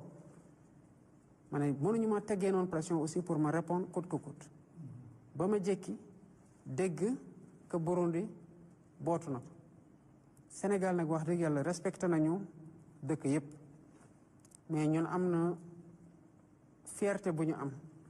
am na dignité bu ñu am bu tax nanguwuñu di ñu ñuy lonk ci bakkan surtout yenn pays quel que soit respect bu ñu am ci ñoom pour dem bootu seen gannaaw d'autant plus que ces pays là n'ont même pas eu l'élégance wax ak ñun nañu am na seen citoyen kat boo xamante ne mu ngi fi bëgg na nekk candidat nii lañ koy ñu ngi ko bëgg a bootu ko bootoo ba pare candidature bi dañ ci neutre ba nii maintenant position bu ñu exprimé au sein de l'Union africaine bu leen fàtte ne que bu ñu demee Union africaine que la question des candidatures n'a pas été débattue parce que foofu dafa am un comité buy gérer les candidatures africaines bu ñu war a endosser amul woon ñu am un nouveau président bu dem déposer en toute ambiguïté am na lu mu jot a jur sax au sein de l'Union ba pare bëgg nag ñu endosser loo ko la conférence des chefs d'État may leen 24 heures dans le cadre d'une procédure silencieuse bu jaarul yoon mais dëkk yi tamit du ñu ay dëkk yu ndaw ba pare dañu am histoire am fierté am sérieux bu ñu bëgg bu ñu dee engagé wu et parmi ces pays le Sénégal loolu rek la ñu wàccoo ak loo xamante ne moom lañ jàpp ne moo war a nekk suñu posture par rapport ak démarche bi ak candidature bi li ci des nag dañ ci maandu du ñu def ay action de quelque nature que ce soit pour torpiller wala pour ñu yàqal ko quoi que ce soit. D'accord ñu wax ci wàllu Mali. waaw Mali ñu bari nee nañ mook Sénégal daanaka menn réew mi la gis nañ li fa xew semaine bi muy réew mu nekk ci ay jafe-jafe yu bëree bëri ñu bari naan yàlla bu Mali daanu ndax bu daanoo ñun duñu ci mucc alors njiitu réewu Sénégal bi nga doon nan nga gisee li xew Mali waaye tamit lan nga yaakaar ne Sénégal war na ko cee mën a def pour jàppale réew moomu la. lu xew Mali rek lu xew Sénégal la daanaka. parce que ni ma ko waxee ci forum de Dakar sur la paix et la sécurité en Afrique. dama ne yenn saa yi ngeen gis ñenn ñi di ko foowee ñëw ba ci frontière bi teg tànk ci fi Mali teg tànk Sénégal. xam nga contre de boobu. mënoo ci sukkandiku ne fii la frontière bi yam lu xew fee concerne wul lu xew fii. kon côté boobu y a forcément. lu xew Mali rek lu concerne Sénégal la lu xew Sénégal lu concerne Mali la bu loolu weesoo histoire daf ñu boole boo dindee bidéew bi ñoo bokk drapeau ñoo bokk devise loolu lan moo ko waral parce que benn moment ñun ñoo bokkoon même dëkk bi même askan wi moo traversé mu am loo xamante ne daf ko gën a yaatal muy le chemin de fer Dakar Bamako kon Maliens yi suñuy frère lañu suñuy mbokk lañu amul lenn loo xamante ne mën na leen dal lu ñu dul affecté terrorisme yi de façon générale ak insécurité bi en Afrique moo war a nekk un sujet africain au sein de la CEDEAO lu ñu ci mën ñu ngi ko ciy plaider entre ñun ak le Mali ak les autres pays am na ay jéego yu ñu ci def ci bokk ay patrouilles conjointes ci échange ay renseignements ak ci wax leen tamit suñu solidarité ak suñu disponibilité à les aider ci anam buñ ko mënee te am na loo xamante ne def nañ ko yu bari ci jéego rawatina bu ñu demee ba am blocus bi seen camions yi nekk fii yàgg fii dama joxe ndigal ne camions yi ni ñu fi yàggee bu ñu leen fayee ko droit yi nga xamante ne waroon nañ ko fay ci stationnement bu yàgg wala seen marchandise des ci port bi li ci des nag ci diggante réew ak réew am na lu ñu mënul wax ci kaw waaye le peuple malien frère mën na compter à tout moment à toute époque sur la solidarité agissante du peuple sénégalais et des autorités sénégalaises te loolu lu ñu leen fësal la du benn yoon du ñaari yoon lépp loo xamante ne tamit ci waxtaan lañ ko war a mën a régler pare nañ ci pour dugal suñu loxo pour que waxtaan mën a am ndax jàmm mën a dellu siwaat Mali ci nu mu gën a gaawee. Excellence au-delà du avant ñuy ñëw ci beneen pàcc bi sax bëggoon naa ci wàllu Mali bi ñu xoolaat nu ñuy réformer yenn kuréel yi notamment CEDEAO ñu am yaakaar lool ci des présidents comme vous jeunes fekk fi seen i mag ñoo xamante ne léeg-léeg sax réunion sous-régionale yi dañuy tëddi nelaw ba ay mag la ñu wala ku ciy dox di jagar-jagar yi xam nga fi àddina toll il faut que ngeen aller vers vraiment de profondes réformes ba ñu am kuréel yoo xam ni dynamisme bi dina yokk lu ne kët ne jonn lu ne jonn na koy faj waaye toog Mali gii ay rebelle dem ba jege capitale wala dugg ca capitale ba c'est dangereux pour les pays sous-régionaux. bien sûr bon boo xoolee ñi moo affecté bëri nañ je pense que ci cadre CEDEAO réew mi gën a màgg gën a am doole ci koom ak ci yaatuwaay ak ci population yaakaar naa ne Nigéria la mais Nigéria léegi mu ëpp fukki attaques yu teg ñu ngi xeex ak organisation terroriste te ba léegi attaques yaa ngi fay am acte terroriste yaa ngi fay am li ñu war a def mooy di anticiper crise yi parce que une fois que mu installé wu après les dégâts day xaw a métti defaraat waaye ci àdduna ci boppam de façon générale amul benn réew mu mucc ci terrorisme foog naa ne la première puissance militaire et économique du monde 2001 lañ ko attaque goo xamante ne terrorisme mosul def loolu fenn ci biir àdduna du importance su synergie échange de renseignements au niveau africain am na lu CEDEAO lu mu bëgg a def mooy la force en attente waxtaan nañu ci boobu ba tey activation bi moo des bon entre temps nag réeroo am na man dox naa ci jéego yi ma mën pour féewaloo bañ a am finalement am na lu ci am mais organisation yi ñu ngi jéem a fexe nañu continuer di waxtaan pour que lii nga xamante ne c'est des sujets yu dépassé cadre benn dëkk ñu mën ko jël en charge je suis tout à fait d'accord que insécurité fu mu am laal dëkk yi nga xamante ne ñoo gën a jege te duñu toxu Mali du toxu kon bu problème amee foofu ñun mucc ñu ci rëccu ñu ci et réforme yooyu nag ñu ngi koy wax que mu nekk Union africaine que mu nekk sax ONU que mu nekk CEDEAO que mu nekk organisation yëpp ñoo dem ba jamono toll foo xamante ne laaj nañu ay réforme lu ñuy waxtaane la nag Sénégal am na responsabilité bu mag parce que c'est une diplomatie forte et respectée te loolu ñu ngi ci taxawaay gi nga xamante ne moom la ñuy xaar ci Sénégal. yaa ngi wax diplomatie forte gis nañ réunion bi nga xam ne amoon nga ko avec les ambassadeurs et les consuls ici avant forum de la mais yan orientation majeure nga jox suñu diplomatie à l'heure actuelle. D'abord ñu bàyyi xel bu baax le bon voisinage c'est un principe fondamental ci suñu doctrine politique bu ñuy doxalee diplomatie boo xoolee ci dëkk yu ñu wër ay ambassadeurs yu expérimenté lañ fay bàyyi léegi parce que dañuy jàpp ne que balaa ngay sori nga gérer d'abord fu la gën a jege donc le bon voisinage lenn loo xamante ne dañu leen wax ne orientation majeure la ngeen wàccoo ak loolu te mooy les rares ambassadeurs yoo xam ne dinaa leen di recevoir saa yu ñu ñëwee Dakar wala yenn saa yi ma woo leen ñu ñëw pour mu waxtaan ak ñoom te ñoom tamit defal nañu leen revalorisation salariale avant ma doon ñëw sax pour gën leen a inciter ñu gën a am expérience mën a ñëw occuper lu ñuy wax la première ceinture première orientation deuxième orientation mooy nañu gën a def ay jéego ci diplomatie économique maanaam fexe ba fu ñu nekk ñu xam ne nekkuñu fa rek di xaar pour gérer des relations politiques et de coopération politique entre ñun ak dëkk yooyu waaye nañu nekk des VRP au Sénégal di dem di xooli ñi nga xamante ne am nañu koom foofu pour mën leen a convaincre ñu ñëw Sénégal intéressé leen ñu ñëw Sénégal nañuy organiser fu ñu nekk ay forum di jaay destination Sénégal moom ñoo xam ne sax bu ko jaree ñu jóge fii ñu mel ne APIX pour dem fekk ji leen foofu ñu mën a wax Sénégal lan mooy atum ak lan mooy opportunité investissement yu fa mën a am kon sur le plan de la diplomatie économique am nañ ci tamit orientation bu majeure beneen bi c'est sur les questions du multilatéralisme wax nañu leen ne fu ngeen nekk na ngeen défendre le multilatéralisme comme seul cadre d'action pour la paix et la sécurité internationale bu leen nekk fukk foo xamante ne da ngeen di noppi wala ngeen di wax ci luy mel ne luy jàppale nu mu tuddati ñii nga xamante ni jàpp nañu ne war nañoo mën a jóg rek régler problème seen diggante ak beneen réew parce que dañ ko ëpp doole ci loo xamante ni ñoom rek ko décider génn ci cadre multilatéral bi maanaam les règles d'action de l'ONU ak yeneen instances yi kon loolu tamit wax nañu leen ñu taxaw ci bu baax a baax li ci des mooy le respect de l'égale dignité des civilisations bu leen dem fenn foo xamante ne dañu leen di imposer loo xamante ne ñun du suñu gëm-gëm du suñu cosaan du suñu aada du suñu diine rawatina yenn yi loolu am nañ ci position boo xam ne fu ngeen dem défendre leen ko te ngeen bañ ñu gëmloo leen que dañoo war a arrimer à des civilisations qui se disent modernes bu jàpp ne dañoo war a tracter ñeneen ñëpp ñu arrimer wu à leur façon de voir le monde bu ma doon tënk ci yi nga xamante ne wax dëgg yàlla ñaaxaat nañu leen ci bu baax a baax pour que diplomatie Sénégal continue di briller muy ñoo xamante ne nag ñu rafetlu seen liggéey la seen diplomatie respectée avec des représentants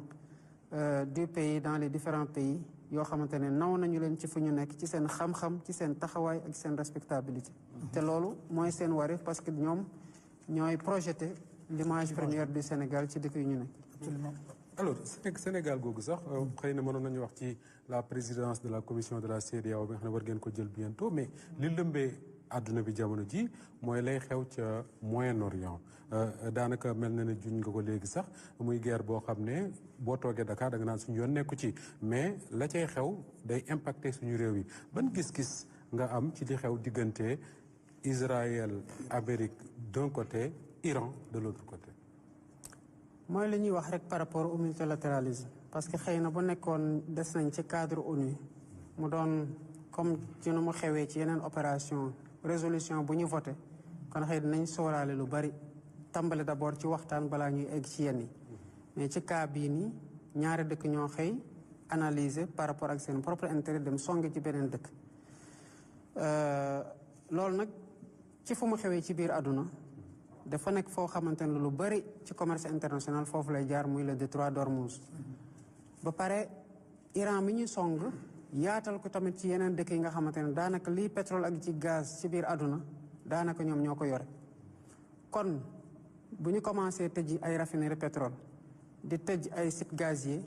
évidemment approvisionnement international dafay commencé am problème te loolu moo tax ñun ñi nga xamante ne dañu defoon suñu croissance projeté ko avec 64,5 $ le baril bu baril bi demee ba $119 suñu prévision de croissance dafay commencer wàcc te kon effort yi ñu doon def pour jàppale SAR pour mu am approvisionnement bu correct ci biir dëkk bi buñ ci doon def fukk kon dinañ ci def téeméer yooyu bu waroon dem ci investissement dañuy gis ne dem na ci approvisionnement dëkk bi ci en matière de produits pétroliers te loolu lu ñuy gàllankoor la par rapport ak investissement yi ñu naroon a def ci at bii ñu dugg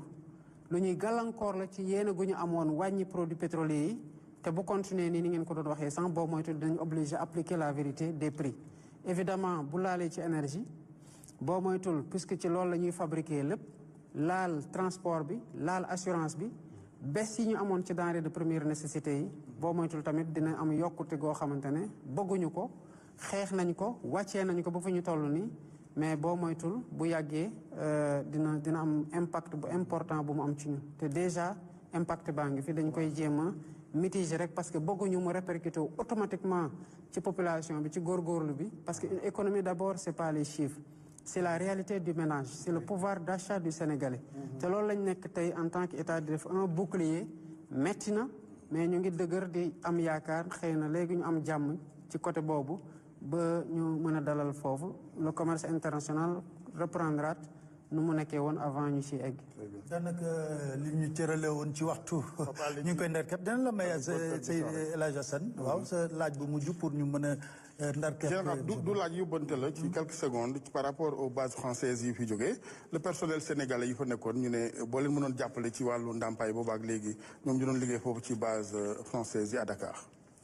dégg naa yóbbante la waaw ñoom it defe naa ni souverainisme baax na waaye di jël dogal yoo xam ne dafay am njeexite yu ñun aussi bu yàggee dafay doon beneen mbir. option politique yi nag bu ci nekk dafa am ay conséquences.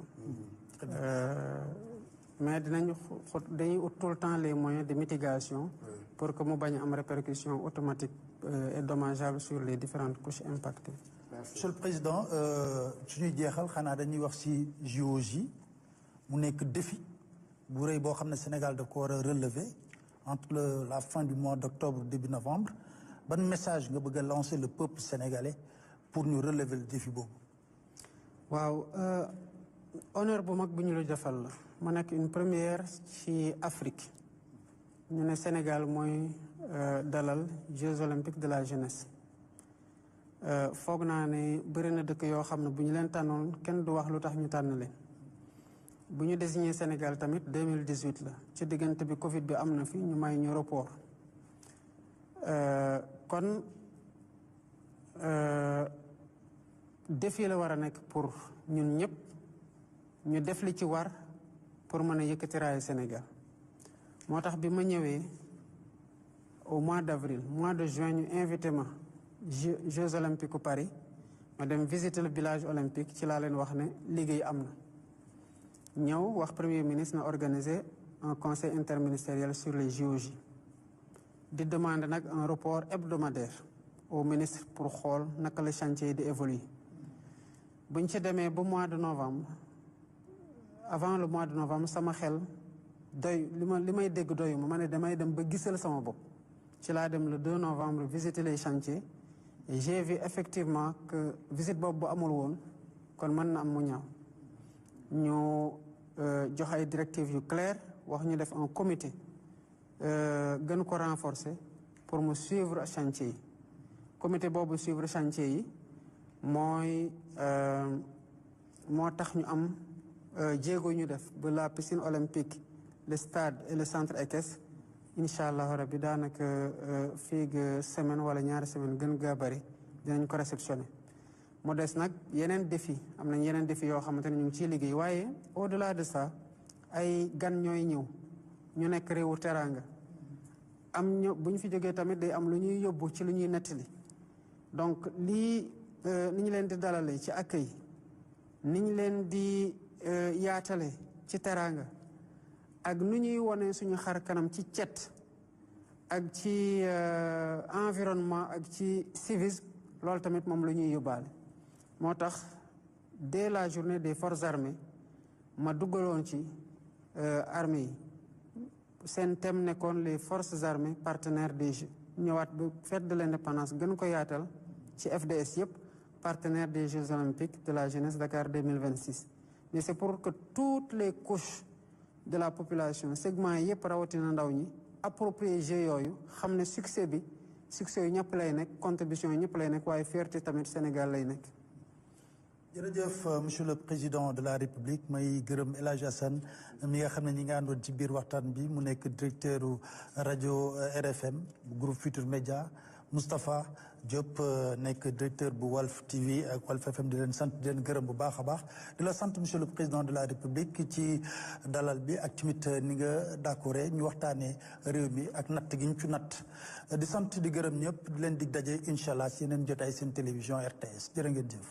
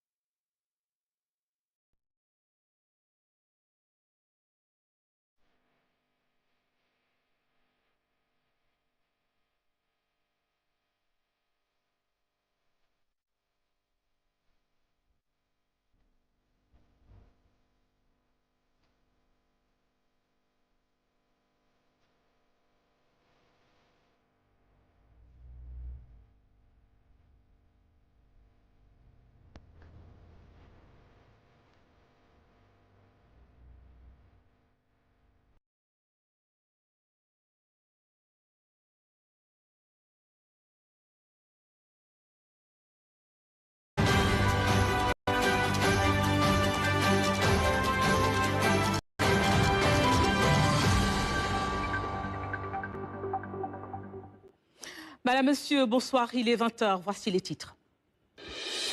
Paix et sécurité en Afrique. Le continent opte pour une gestion concertée et autonome. Le débat est engagé ce lundi à l'ouverture de la 10e édition du Forum international de Dakar. Le chef de l'État a ouvert les travaux ce matin en présence de ses homologues de la Mauritanie et de la Sierra Leone.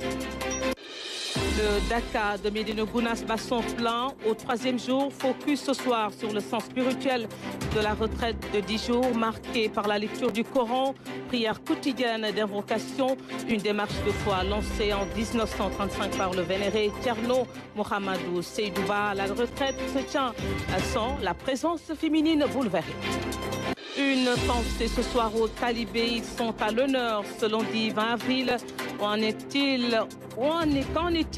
de leur situation à Kaolack? Des efforts sont déployés pour améliorer leurs conditions de vie et d'apprentissage. De nouvelles infrastructures sont réalisées dans la capitale du Saloum pour éradiquer la mendicité infantile. 10e championnat d'Afrique de Scrabble à Ouaga. Le Sénégal en tête du classement avec 4 médailles, dont 3 en or, remportées par Maktar Sylla en lutte avec Pape Adafas dans la cour des grands. Il a battu Msel hier à l'arène nationale. On en parle dans Actu Sport Express.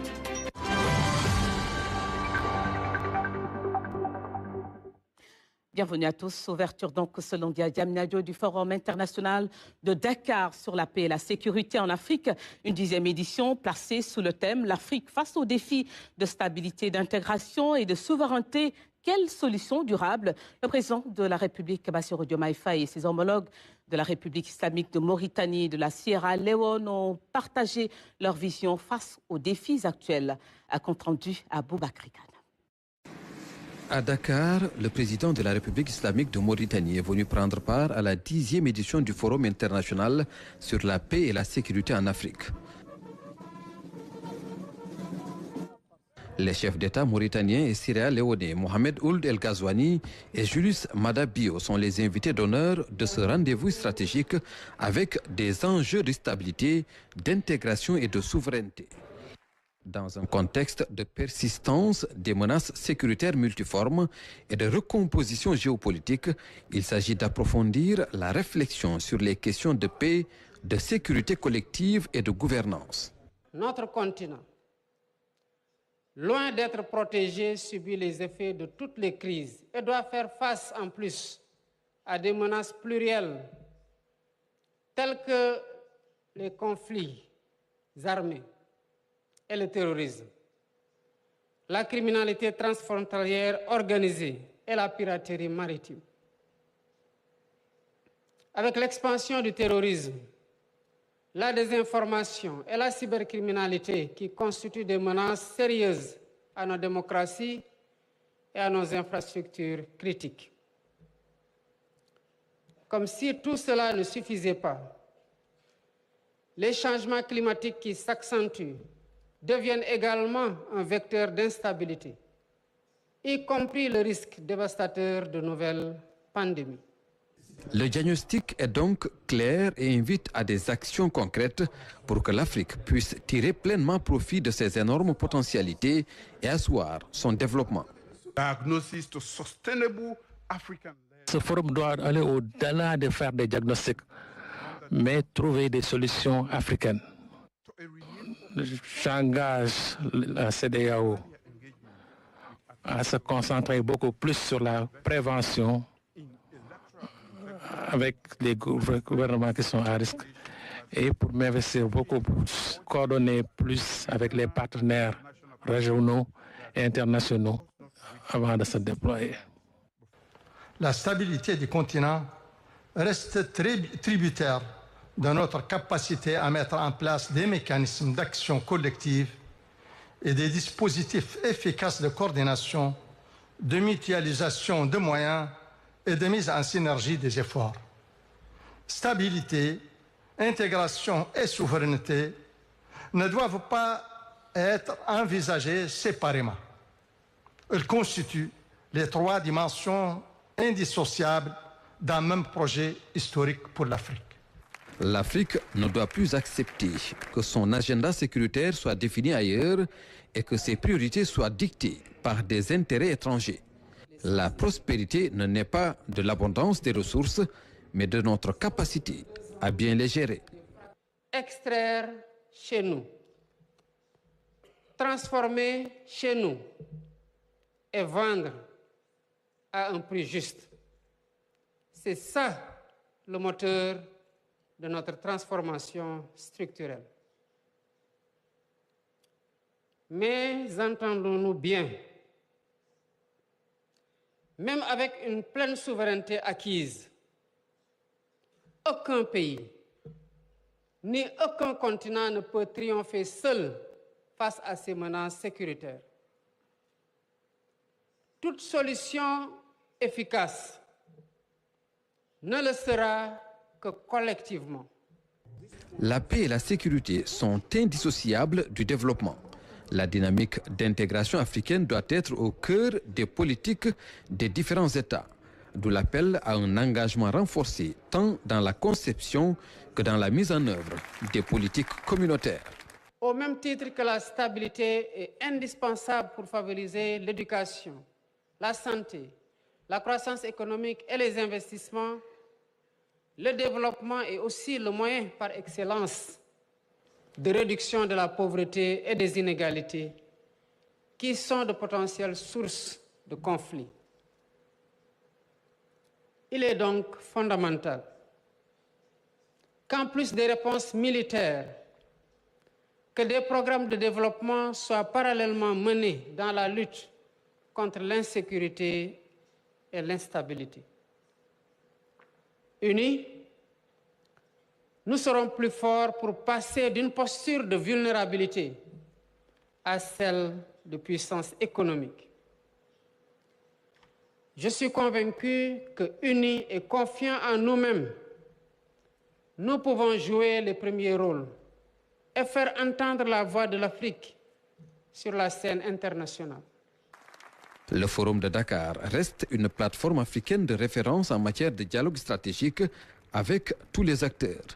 De ces échanges, il est attendu des solutions endogènes durables et adaptées aux réalités contemporaines du continent. En marge des travaux, le Sénégal et la Sierra Leone ont procédé à la signature d'un traité de coopération dans les domaines des mines et de l'énergie. Le président de la République, Bassirou Diomaye Faye, a également accordé une série d'audiences à des autorités présentes à Dakar pour les besoins du forum. Nous retrouvons Aboubakar Kane. La 10e édition du Forum international de Dakar sur la paix et la sécurité en Afrique a été l'occasion pour le Sénégal et la Sierra Leone de signer un traité de coopération dans les domaines des mines et de l'énergie, sous le regard des présidents Bassirou Diomaye Faye et Julius Maada Bio. Cet accord traduit en acte la conviction portée par le chef de l'État sénégalais à la tribune du Forum, faire de la gouvernance des ressources énergétiques et minières un levier de transformation structurelle et de souveraineté partagée. En unissant leurs efforts dans 2 secteurs stratégiques pour le développement, Dakar et Freetown ouvrent une nouvelle page de coopération bilatérale au service d'une Afrique qui décide pour elle-même de la valorisation de ses richesses. À Diamniadio, le président de la République Bassirou Diomaye Faye a accordé une audience au vice-ministre parlementaire des Affaires étrangères du Japon. Les échanges ont permis de saluer la fidélité du Japon à ce rendez-vous stratégique africain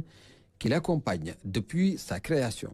Les 2 parties ont magnifié la qualité de la coopération bilatérale et appelé à son renforcement, notamment dans les domaines couverts par la TICAD, au service de la paix, de la sécurité et du développement durable du continent.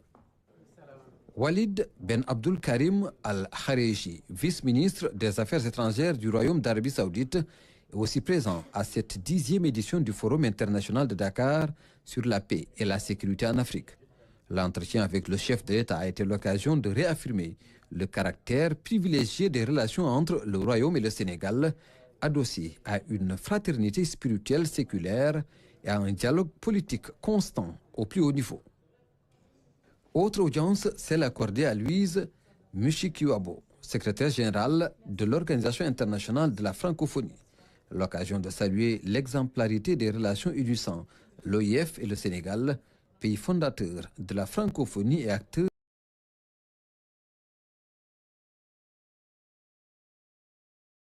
engagé de sa vitalité.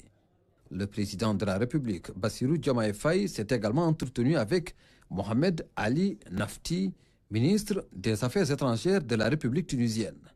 Un échange nourri par l'amitié ancienne entre Dakar et Tunis et par la volonté commune d'élargir les horizons de leur coopération. Les liens historiques qui unissent le Sénégal et la Tunisie ont ainsi été passés en revue.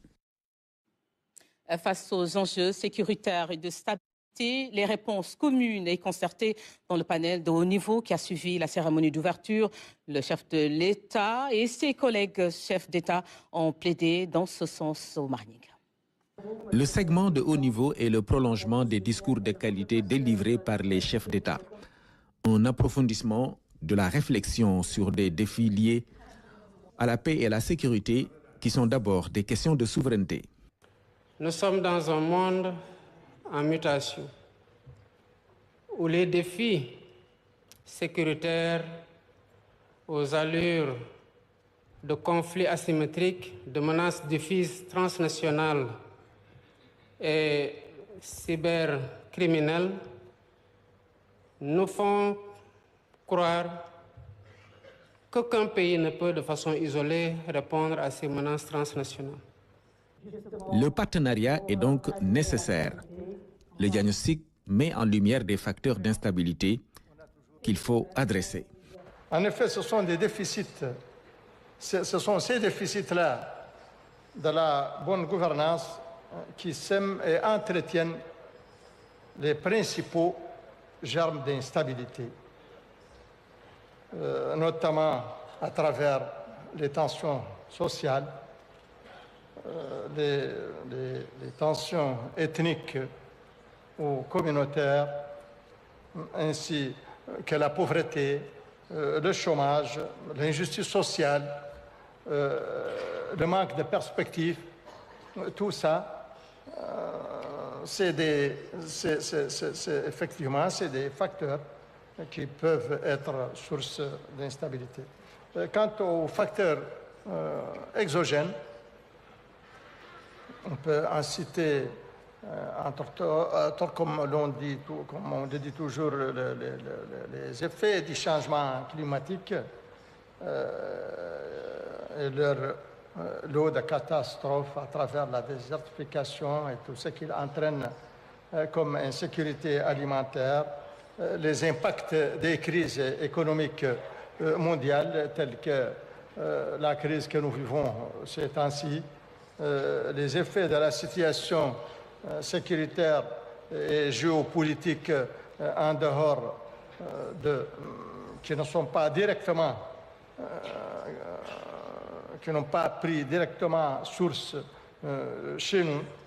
mais qui font leurs effets chez nous, comme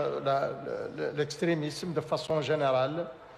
Les questions de paix et de sécurité étant liées au développement, les solutions passent nécessairement par des actions communes concrètes. Nous devons rester ensemble. En restant ensemble, nous serons en mesure d'avoir ce marché de 400 millions de personnes ensemble, et cela va servir l'intérêt de la communauté, surtout les femmes et les jeunes. Nous devons aussi créer des infrastructures pour l'intégration, et cela fait défaut. Je pense que nous devons renouveler ou redéfinir notre contrat social avec nos populations en termes des promesses que nous avons faites, mais également au niveau local, mais également au niveau régional, avec des réformes qui sont durables et qui sont centrées sur la population. On ne doit pas perdre de vue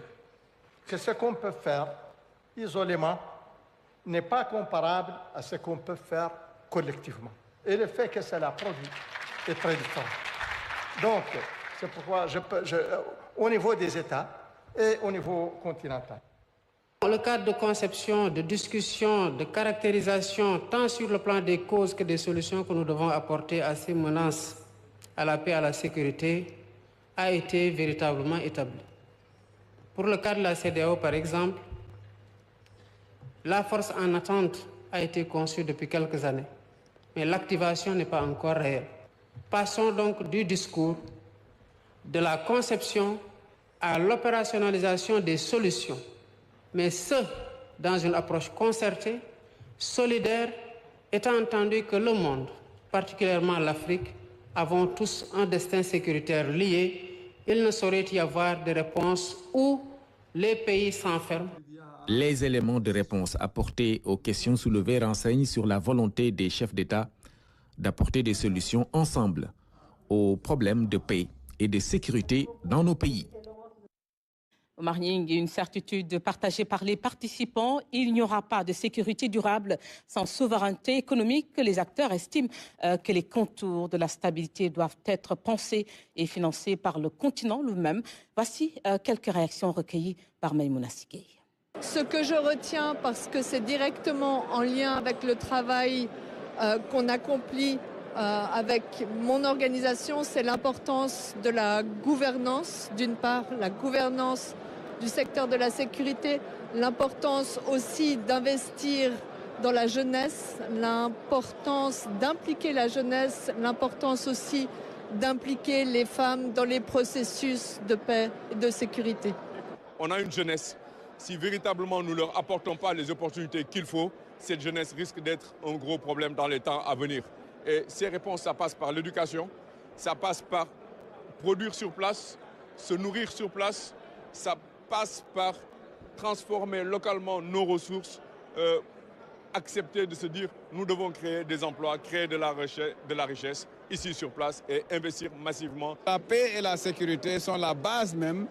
de ce qui se passe actuellement à travers notre continent. Nous avons eu une séance qui a été très intéressante. L'intervention du chef de l'État du Sénégal a été très pointue, très suivie de près, ainsi que les interventions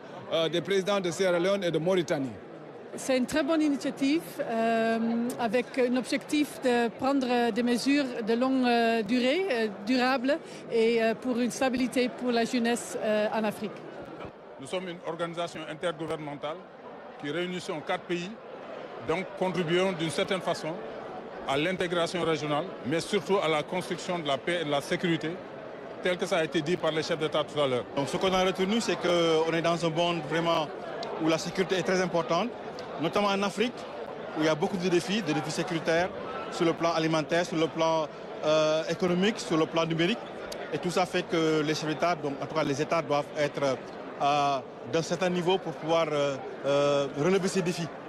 Donc les interventions ont été vraiment d'un niveau très important. Il faut que les populations apprennent à par leur propre sécurité. Je crois que l'approche communautaire combinée aux stratégies militaires et le centre de renseignement pourra permettre en tout cas de donner des réponses stratégiques par rapport effectivement aux défis de la sécurité. En Afrique de l'Ouest et au Sahel, on a une détérioration très grave de la situation en termes de nombre de victimes, notamment du terrorisme. On a 4 pays de l'Afrique de l'Ouest qui font partie des 10 les plus touchés au monde par le terrorisme. Et donc cela nous dit quelque chose à nouveau sur l'extension, disons, de l'insécurité dans la région. En marge du forum de Dakar sur la paix et la sécurité, le Premier ministre Ousmane Sonko a accordé des audiences à des chefs de délégation venus donc participer à l'événement. La vice-ministre d'État des Affaires étrangères du Bangladesh, Mme Shama Obaid Islam, a été ainsi reçue. À sa suite, le Premier ministre a eu un entretien avec Yuri Alexandre Moura, vice-ministre pour l'Afrique de la République bolivarienne du Venezuela. Des sujets d'intérêt commun ont été passés en revue. Nous restons au CICAD pour signaler la clôture hier de la 7e conférence des ambassadeurs et consuls généraux du Sénégal après 3 jours de concertation et d'échanges sur l'action extérieure de l'État. Un rapport détaillé est produit pour affiner les orientations stratégiques de la politique étrangère du Sénégal dans les prochaines années. Abdou Ouad de Synthèse. Après 3 journées d'échange, les ambassadeurs et les consuls généraux du Sénégal ont fait le point sur notre outil diplomatique. Ils ont formulé des recommandations inscrites dans un rapport final de 27 pages. Les ambassadeurs et consuls généraux prennent acte des échanges survenus dans un contexte international marqué par des mutations profondes, des rivalités accrues et des turbulences persistantes. Réaffirment leur adhésion aux orientations de la vision Sénégal 2050, érigée en boussole de l'action extérieure des politiques publiques. Ce rapport fournit les orientations stratégiques de la politique étrangère du Sénégal dans les années à venir, dictées par des principes fondamentaux comme la souveraineté, le multilatéralisme, la culture de performance, entre autres. Ces principes ont en premier lieu mis en évidence l'impératif d'un pilotage stratégique plus affirmé de notre action extérieure, fondée sur une hiérarchisation exigeante de nos priorités et une articulation plus cohérente de nos initiatives. Ils ont en second lieu souligné la nécessité d'une diplomatie économique plus offensive, pleinement arrimée aux ambitions de transformation nationale et orientée vers la mobilisation d'opportunités concrètes, d'investissements structurants et de partenariats à forte valeur ajoutée. Cette nouvelle feuille de route vient insuffler une nouvelle dynamique à l'action extérieure du Sénégal, engagée dans une volonté de modernisation. Je pense notamment aux conférences régionales, sous l'impulsion du département, la mise en place d'alliances et de coalitions autour de l'intégration régionale, de la réactivation du dossier de l'Institut Académie diplomatique, de l'élaboration du livre blanc sur la politique étrangère, du plan stratégique du département ou encore de la révision de l'organigramme du ministère. Avec cette 7e conférence, le Sénégal s'engage à faire rayonner sa diplomatie dans une logique de rigueur et de redevabilité. Dans un tout autre domaine, gel des importations de l'oignon sur la période du 15 avril au 1er juin prochain. La mesure vise à faciliter l'écoulement de la production locale et à protéger les producteurs face à une concurrence jugée inéquitable sur le terrain. Notre reporter Ramatoulaye Ndiaye est allé à la rencontre des acteurs concernés, suivant son reportage. Après une première initiative jugée concluante, les autorités ont de nouveau décidé de frapper fort en actant le gel des importations d'oignons. Une mesure destinée à protéger les producteurs locaux face à la concurrence étrangère. À date, on a aujourd'hui le sac de l'oignon à moins de 5 000 francs, même 3 000, des prix véritablement non rémunérateurs qui véritablement n'arrangent pas, qui ne couvrent pas le compte d'exploitation des produits. Raison pour laquelle nous avons pris cette mesure pour rééquilibrer un peu le niveau des prix au niveau du marché, au profit des producteurs. Une décision accueillie comme un soulagement, même temporaire, par les producteurs qui y voient une opportunité pour écouler leur production. Toutefois, ils pointent la qualité parfois insuffisante de l'oignon local et appellent l'État à renforcer son accompagnement. C'est une décision, mais on salue cette mesure, mais il faut revoir la qualité de l'oignon. La production locale est notre priorité. En plus, nous préférons l'oignon local. Nous, producteurs, voulons un appui de l'État pour obtenir de bonnes récoltes. Nous voulons aussi des chambres froides pour l'oignon et un meilleur accès à l'eau. De son côté, l'Agence de régulation des marchés annonce la mise en place d'un dispositif visant à mieux encadrer et contrôler le marché. Un dispositif qui nous permettra quand même d'évaluer,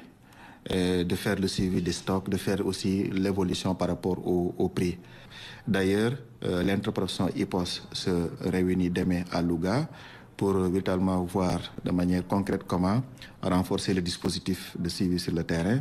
et renforcer aussi le suivi par rapport à cette circulaire. Cette mesure entre en vigueur du 15 avril au 1er mai prochain. Je vous l'annonçais en début de journal, la retraite spirituelle se poursuit au Daka de Médina Gounass. Vous allez le voir, une organisation sans la présence féminine dans cet univers composé uniquement d'hommes. Les fidèles essaient de s'adapter pour accomplir certaines tâches souvent réservées à la femme. Chaque groupe de croyants s'organise pour que la retraite se déroule sans encombre au Daka. Tout se conjugue au masculin. Voyons cela avec Bachirba. Ils viennent du Fouta, plus précisément des villages de Ngidjilon, Dondou, Aliouri et des environs. Ils partagent le même Daka. Loin des leurs et au sein d'une communauté exclusivement masculine, certaines habitudes se transforment et des besoins physiologiques essentiels sont à combler. Des bénévoles s'en chargent avec dévouement. Une fois sur les lieux, on se partage les tâches sans problème. Certains vont dans la cuisine, d'autres se chargent du thé, un autre groupe s'occupe de la vaisselle. Il y a des jeunes qui sont là pour servir de l'assistance et même pour apporter de l'aide aux personnes âgées. Tout est accompli par des hommes. La préparation et la cuisson des repas, le service, la vaisselle, jusqu'au thé que l'on déguste avec délectation. Certains d'ailleurs apprécient tout particulièrement cette touche masculine dans la cuisine. Grâce à Allah, les fidèles apprécient la nourriture même s'il y a une différence. Ils disent que c'est plus naturel même si c'est la ferveur religieuse qui fait son effet. Rassembler et organiser une telle affluence est une œuvre de longue haleine, portée avec engagement par les guides des villages respectifs Chaque fidèle contribue à sa façon et selon ses moyens au bon déroulement de l'événement.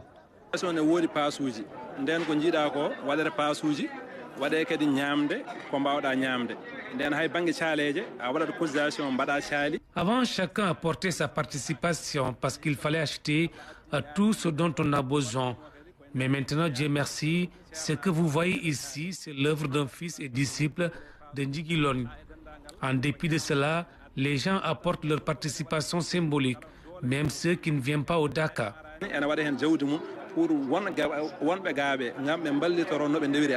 Ici, aucune tâche ne s'accomplit sous la contrainte. Chacun, mû par une volonté sincère, aspire à prendre part à chaque action menée au service de la communauté et du Dakar. Bachir Ba, des hommes partagés entre lecture du Saint-Coran, prières quotidiennes et d'invocation, une démarche guidée par les recommandations de son fondateur, le vénéré Thierno Mohamedou Seydouba. Dans ce reportage que vous allez suivre tout à l'heure, Mamadou Sakini nous plonge au cœur du sens spirituel du Dakar de Médina Gounass. Regardez. Fort moment de lecture du Saint-Coran pour ces fidèles venus de Saint-Louis. Plongé dans une ferveur profonde au cœur d'une foule immense sur le site du Dakar de Médina Gounass.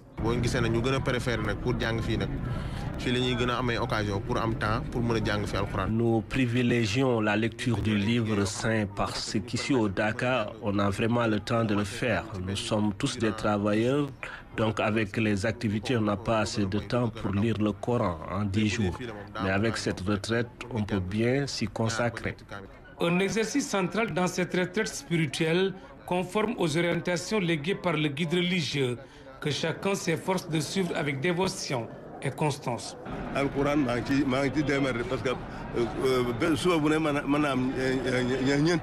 Je m'efforce chaque jour de lire jusqu'à 4 hizib. Je ne rate ni les 5 prières en groupe, ni la wazifa.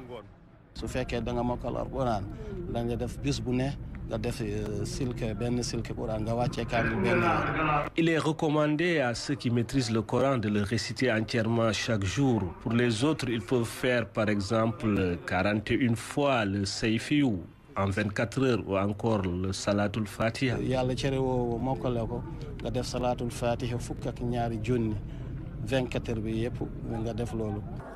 Mais au-delà de la lecture, la présence aux 5 prières quotidiennes reste primordiale.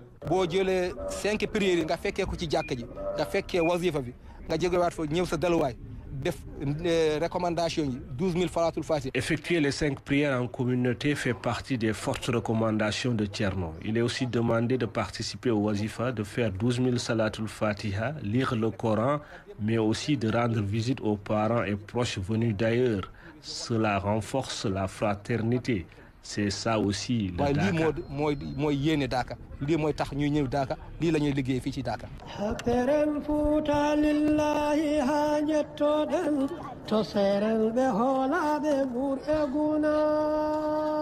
La nuit s'annonce sur le site.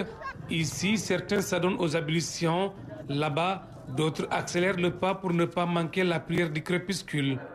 Tous guidés par la même quête de spiritualité.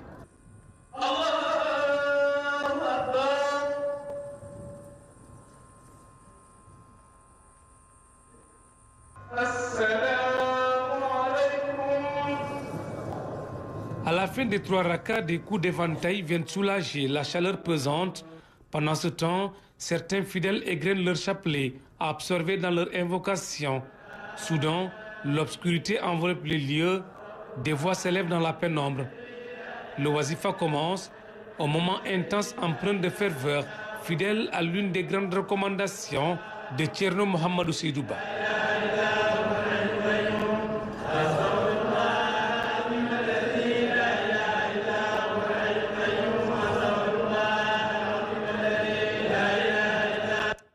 Dakar de Médina Gounass, une retraite spirituelle de 10 jours. Autre grand titre, célébration ce lundi 20 avril de la journée nationale du talibé, prétexte pour la rédaction de faire un focus sur les efforts déployés à Kaolack pour l'amélioration des conditions de vie et d'apprentissage de ces enfants dans la capitale du Saloum. Vous allez le voir, des acteurs se mobilisent pour éradiquer la mendicité infantile sur place. Nous retrouvons Salou Sek.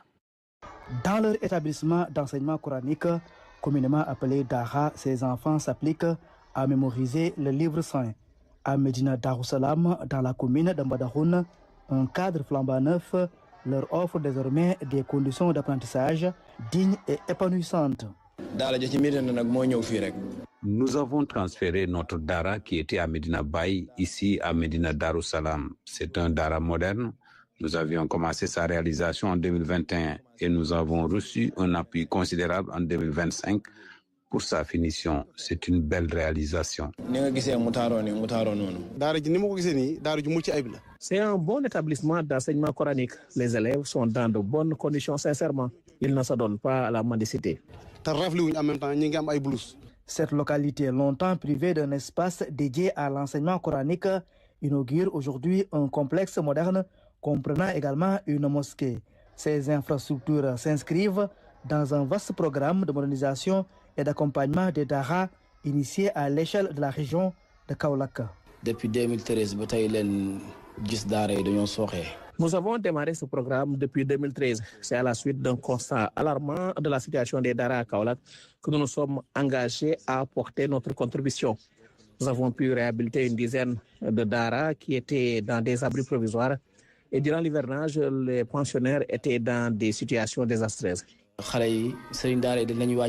Derrière ces réalisations, des acteurs résolument engagés œuvrent sans relâche pour améliorer les conditions de vie et d'apprentissage et éradiquer la mendicité infantile. C'est une passion pour nous. Notre guide Cheikh Ibrahim Niass aimait beaucoup le Coran. Nous avons aussi fréquenté ces Dara. C'est pourquoi nous sommes sensibles aux conditions de vie et d'apprentissage des talibés. C'est aussi notre contribution pour accompagner l'État du Sénégal. Nous nous sommes engagés à lutter contre la mendicité des enfants. Dans la commune de Kaolack, ces efforts ont permis à ce maître coranique de disposer d'un cadre adapté pour accueillir ses apprenants dans de bonnes conditions de vie.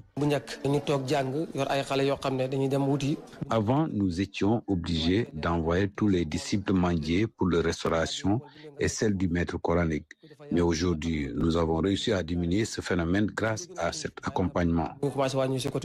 Portés par la mobilisation de ces acteurs de terrain, des avancées significatives transforment peu à peu le visage des Dara à Kaolack. Mais les défis demeurent. L'accès à l'eau potable et à l'électricité reste encore une réalité lointaine pour nombre de ces écoles coraniques. Salif Seck, retour à Dakar pour participer à la rencontre d'Essange qui a réuni experts et chercheurs sur l'utilisation de l'engrais maxi-phosphaté, une innovation et une alternative crédible qui pourrait transformer durablement l'agriculture africaine. Objectif, produire mieux sans épuiser les terres. Explication Smandoy. Nourrir une population en forte croissance sans épuiser les terres, c'est le défi majeur auquel fait face l'agriculture africaine. À Dakar, le temps d'un atelier, chercheurs et acteurs du secteur agricole ont plaidé pour une transition vers des solutions plus durables. L'engrais maxi est d'abord un engrais,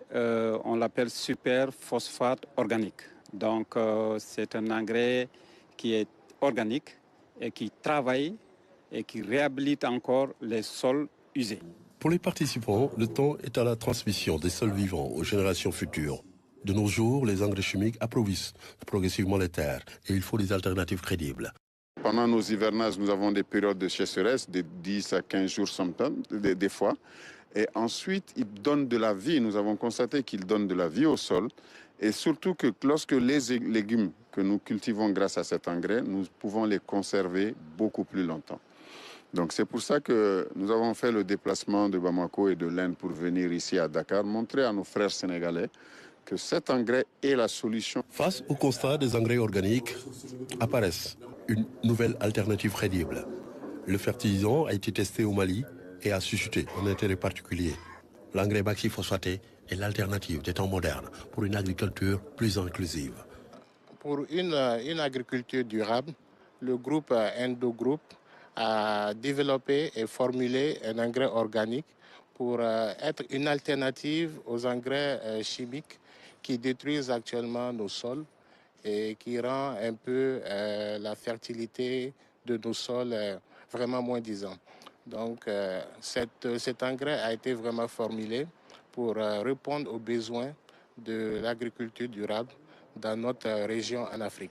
Il faut aussi dire que ce type d'engrais peut répondre aux défis communs à toute l'Afrique. Il faut aujourd'hui éviter certaines erreurs du passé. De Bamako à Dakar en passant par des partenariats internationaux, la dynamique s'accélère. L'objectif aujourd'hui est de promouvoir une agriculture plus résiliente, adaptée aux réalités climatiques et économiques du continent africain. Du social à présent, le sujet nous conduit à Taïba Mar. Nous sommes dans le département de Kébémer. La localité vient de bénéficier d'une station de recharge solaire grâce à l'opérateur Helios Tower Sénégal. Une avancée concrète pour les populations rurales, mettant ainsi fin aux longs déplacements pour recharger les téléphones portables. Bakary Dambassi.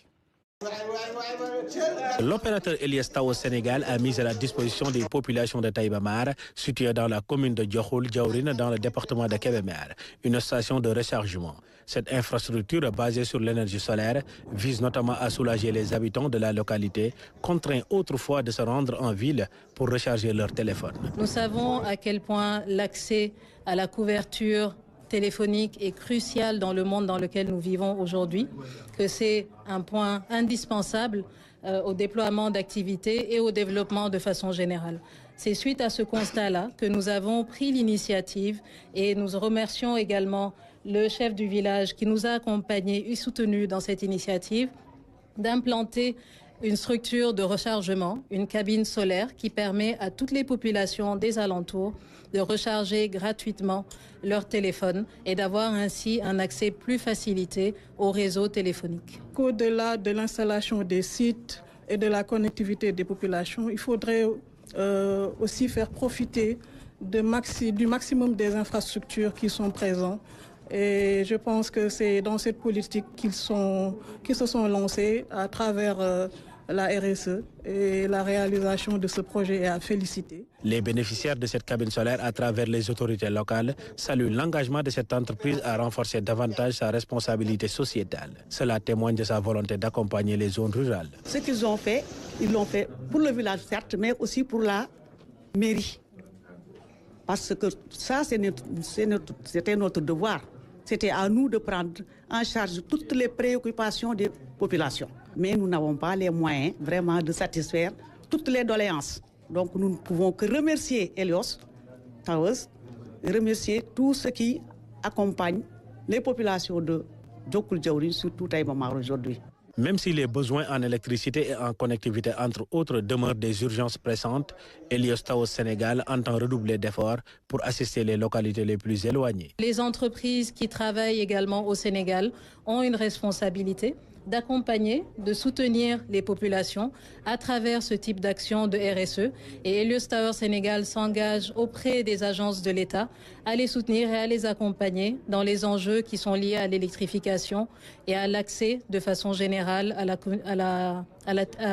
aux télécommunications. Cette infrastructure estimée à 9 millions de francs CFA constitue un véritable soulagement pour le village de Taïba Mar. Néanmoins, les habitants de la zone sollicitent auprès de l'État l'accès à l'électricité ainsi qu'une connectivité de qualité. À suite de la tournée nationale de l'ADPME, l'étape de Matam vient d'être clôturée. Dans la région, au moins 1168 entreprises ont été accompagnées pour plus de 461 millions de francs CFA mobilisés, ce qui a permis de créer et de consolider plus de 3500 emplois. On fait tout de suite le point à Matam avec Amadou Diallo. Faire de Matam un pôle économique dynamique, tel est l'objectif de l'ADPME. L'ambition est d'orienter les actions vers un impact concret afin de favoriser l'émergence de champions locaux dans divers secteurs d'activité. Matam est une région de potentiel, une région d'énergie, une région d'avenir. Aujourd'hui, la question n'est pas de savoir si Matam peut se transformer. La vraie question, c'est: sommes-nous prêts, ensemble, à libérer les forces entrepreneuriales de ce pôle territoire? Matam, identifié comme pôle territoire nord-est, regorge de nombreuses potentialités. Toutefois, celle-ci reste encore freinée par plusieurs contraintes. Des contraintes liées à la structuration des entreprises, des contraintes liées à la formation technique, des contraintes liées à la formalisation, des contraintes liées à l'accès au financement, à l'accès au marché également. Nous sommes convaincus que Matam peut devenir un pôle de développement exemplaire, en parfaite cohérence avec l'agenda national Sénégal 2050. Dans la région, les entrepreneurs expriment un besoin accru d'accompagnement, notamment pour se formaliser, se structurer et accéder plus facilement au financement. Ça joue sur ce que nous avons tant crié, ce qu'est l'équité territoriale. Parce que l'ADPME était resté juste à Dakar et accompagnait les grandes entreprises qui étaient à Dakar. Alors que dans le monde rural, il y a beaucoup plus d'entreprises à accompagner que dans la capitale. Voilà, c'est un plaisir vraiment qu'ils viennent nous trouver et s'enquérir de notre situation, voir notre savoir-faire et du potentiel dont nous disposons. Ainsi, les autorités misent sur un accompagnement de proximité des PME tout en renforçant le développement des territoires afin de stimuler une croissance économique inclusive et durable. Un œil sur ce qui se passe hors de chez nous. L'actualité internationale nous conduit ce soir en Afrique du Sud et au Moyen-Orient où le cessez-le-feu entre l'Iran et les États-Unis risque de voler en éclats après des incidents en mer. Alioune Badara Kane. La scène se déroule au large des côtes iraniennes. Après un refus d'obtempérer, un navire iranien subit des tirs avant d'être arraisonné par la marine américaine. C'est une escalade supplémentaire dans cette partie du Moyen-Orient. L'équipage iranien a refusé d'obtempérer. Alors notre navire de guerre l'a arrêté net en faisant un trou dans la salle des machines. À l'heure actuelle, les Marines américains ont pris le contrôle du navire. Pour Téhéran, ce blocus américain rend caduc le cessez-le-feu obtenu il y a quelques jours. L'Iran réaffirme qu'il a toujours la main sur la gâchette. Un cessez-le-feu a été instauré dans cette région, mais il n'est pas total. Si vous ne le faites pas respecter, nous ne le respecterons pas non plus. Nous reprendrons les hostilités et nous mettrons fin aux négociations. Ces deux mesures vont de pair. Mettre fin aux négociations et reprendre la guerre. Les deux ennemis devraient en principe se retrouver une nouvelle fois à Islamabad. Washington confirme l'envoi du vice-président J.D. Vance, mais il risque de se retrouver seul car la République islamique d'Iran envisage sérieusement de boycotter ce rendez-vous. Ils sont revenus dans leur village dès l'annonce du cessez-le-feu au Liban, mais sur place, la désolation est totale. Ils ont plutôt retrouvé un champ de ruines laissé par les troupes israéliennes.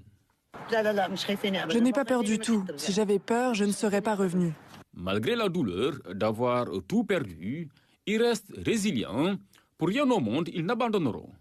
leur terre.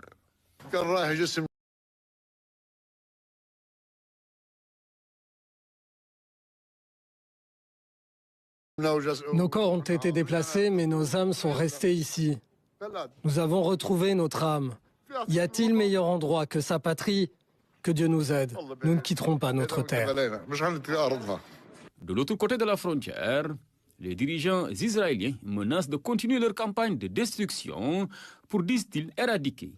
le Hezbollah. Le Premier ministre Benjamin Netanyahou et moi avons ordonné à l'armée d'agir avec toute sa force, à la fois au sol et dans les airs, y compris pendant le cessez-le-feu, afin de protéger nos vies au Liban contre toute menace. Le sud-Liban, dont une bonne partie est sous occupation israélienne, a subi des destructions colossales. Il faudra du temps, de l'abnégation et de l'argent pour tout reconstruire. Le Benjamin de la famille Mugabe, dans de beaux draps en Afrique du Sud,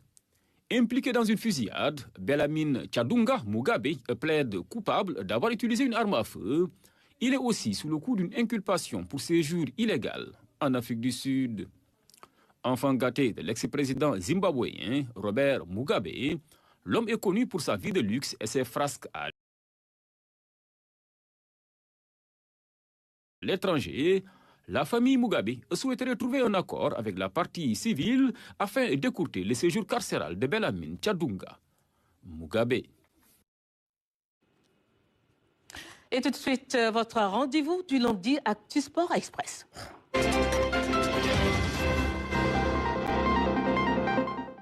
Et c'est avec Ibrahima Mbou. Bonsoir Ibrahima. Bonsoir Anne-Marie et bonsoir à tous. Alors, 10e championnat d'Afrique de Scrabble, le Sénégal auréolé de gloire. Le Sénégal est premier au classement général à l'issue de la compétition des champions d'Afrique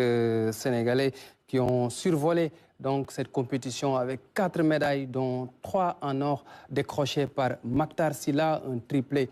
historique. Une de nos équipes est allée à la rencontre de ces champions d'Afrique à leur retour à Dakar durant le week-end. Reportage Koumba Diakhatemar. Ils ont brillé de mille feux à Ouagadougou. Les Lions du Scrabble ont fait retentir à plusieurs reprises l'hymne national lors des 10e championnats d'Afrique au Burkina Faso. Dans leur valise, 3 médailles d'or et 1 de bronze, un exploit inédit signé Maktar Sylla, le grand artisan de cette épopée. Nous avons remporté la médaille d'or à l'épreuve de Bits, qui est l'épreuve avec les parties rapides où il faut à peu près 1 minute de réflexion. Donc on a remporté l'épreuve en paire avec mon compatriote et champion Alassane Sow. Et enfin, j'ai remporté l'épreuve élite, qui est l'épreuve la plus relevée. Maktar Sylla, c'est l'héritier de son grand frère, Ndongo Samba Sylla,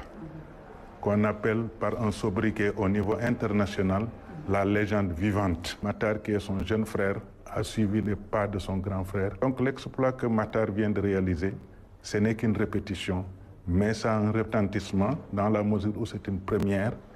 qu'en une fois, un joueur ou une équipe a eu à glaner 3 médailles d'or et 1 médaille de bronze. Pourtant, la victoire n'était pas acquise d'avance. Le niveau de la compétition était particulièrement relevé et les Lions ont dû faire face à des équipes redoutables, sans oublier les difficultés liées à la préparation, parfois complexe. On a eu à peu près 2 jours de préparation, donc ce qui n'est pas beaucoup, parce qu'en fait, il faut en réalité avoir quand même des semaines d'entraînement, ce qu'on appelle chez nous, dans le jargon sportif, un regroupement. Donc malheureusement, on n'a pas eu les moyens nécessaires pour pouvoir le faire comme on le souhaitait. Et en fait aussi, il faut dire que nos adversaires nous attendaient. Il y avait quand même une douzaine de pays africains, il y avait plus de 100 joueurs venus d'un peu partout, des joueurs talentueux. Et voilà, mais grâce à l'aide de Dieu, le Sénégal s'en est sorti avec 3 médailles. En s'emparant de 3 des 5 titres mis en jeu lors de ces champagnes, le Sénégal s'installe confortablement sur le toit de l'Afrique. Ça fait longtemps que nous n'avons pas décroché une médaille d'or.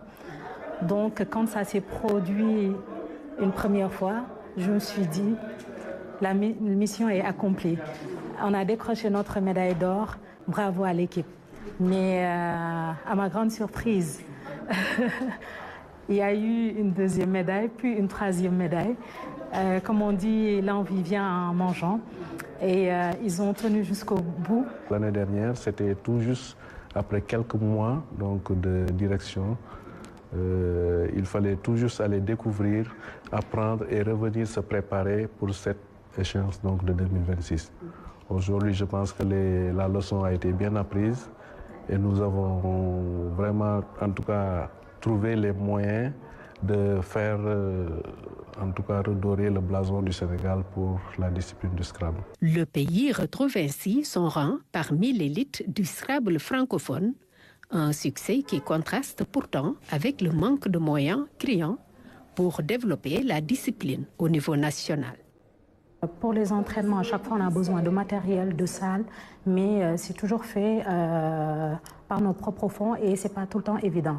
Donc ce serait vraiment bien que nos autorités puissent nous aider dans ce sens-là. Parce que ce que nous venons de réaliser, si véritablement les moyens suivent, nous pouvons les rééditer encore et encore et encore. Prochain rendez-vous pour nos champions, le mois de juin, avec les championnats du monde prévus à Tunis, une étape où le Sénégal compte bien, une fois de plus, jouer les grands rôles. Ibrahim, un changement de discipline, lutte avec frappe, pas de face dans la cour des grands. Il a battu hier Messen à l'Arène nationale. Ada Fass, pourtant outsider face à l'ancien roi des arènes Messen, a déjoué bien des pronostics. En un peu plus de 2 minutes, le pensionnaire de l'écurie Fass Benon a terrassé Messen en difficulté dans le corps à corps. Cette victoire propulse Ada Fass dans le cercle très restreint des VIP de l'arène, nous dit Ndiogou Faye.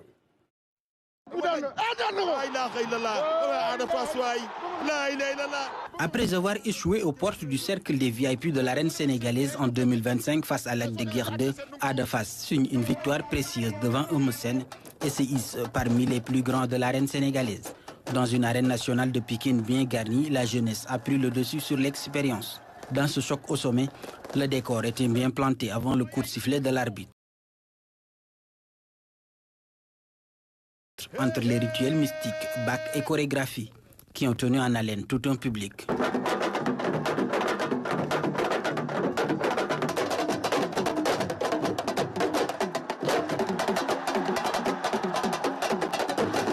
Plus jeune et plus entreprenant, Ada Fass a usé de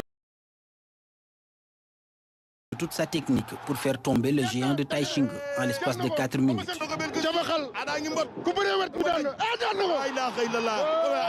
Le jeune prodige de Fass Benno s'offre ainsi l'un des derbys les plus emblématiques de la lutte sénégalaise, opposant Fass à Pikine et signe une 14e victoire dans l'arène. Eumeu Sène de son côté essuie une 11e défaite qui le rapproche un peu plus de la fin de carrière. Le grand contre petit, nouvelle tendance de la lutte sénégalaise, tourne une nouvelle fois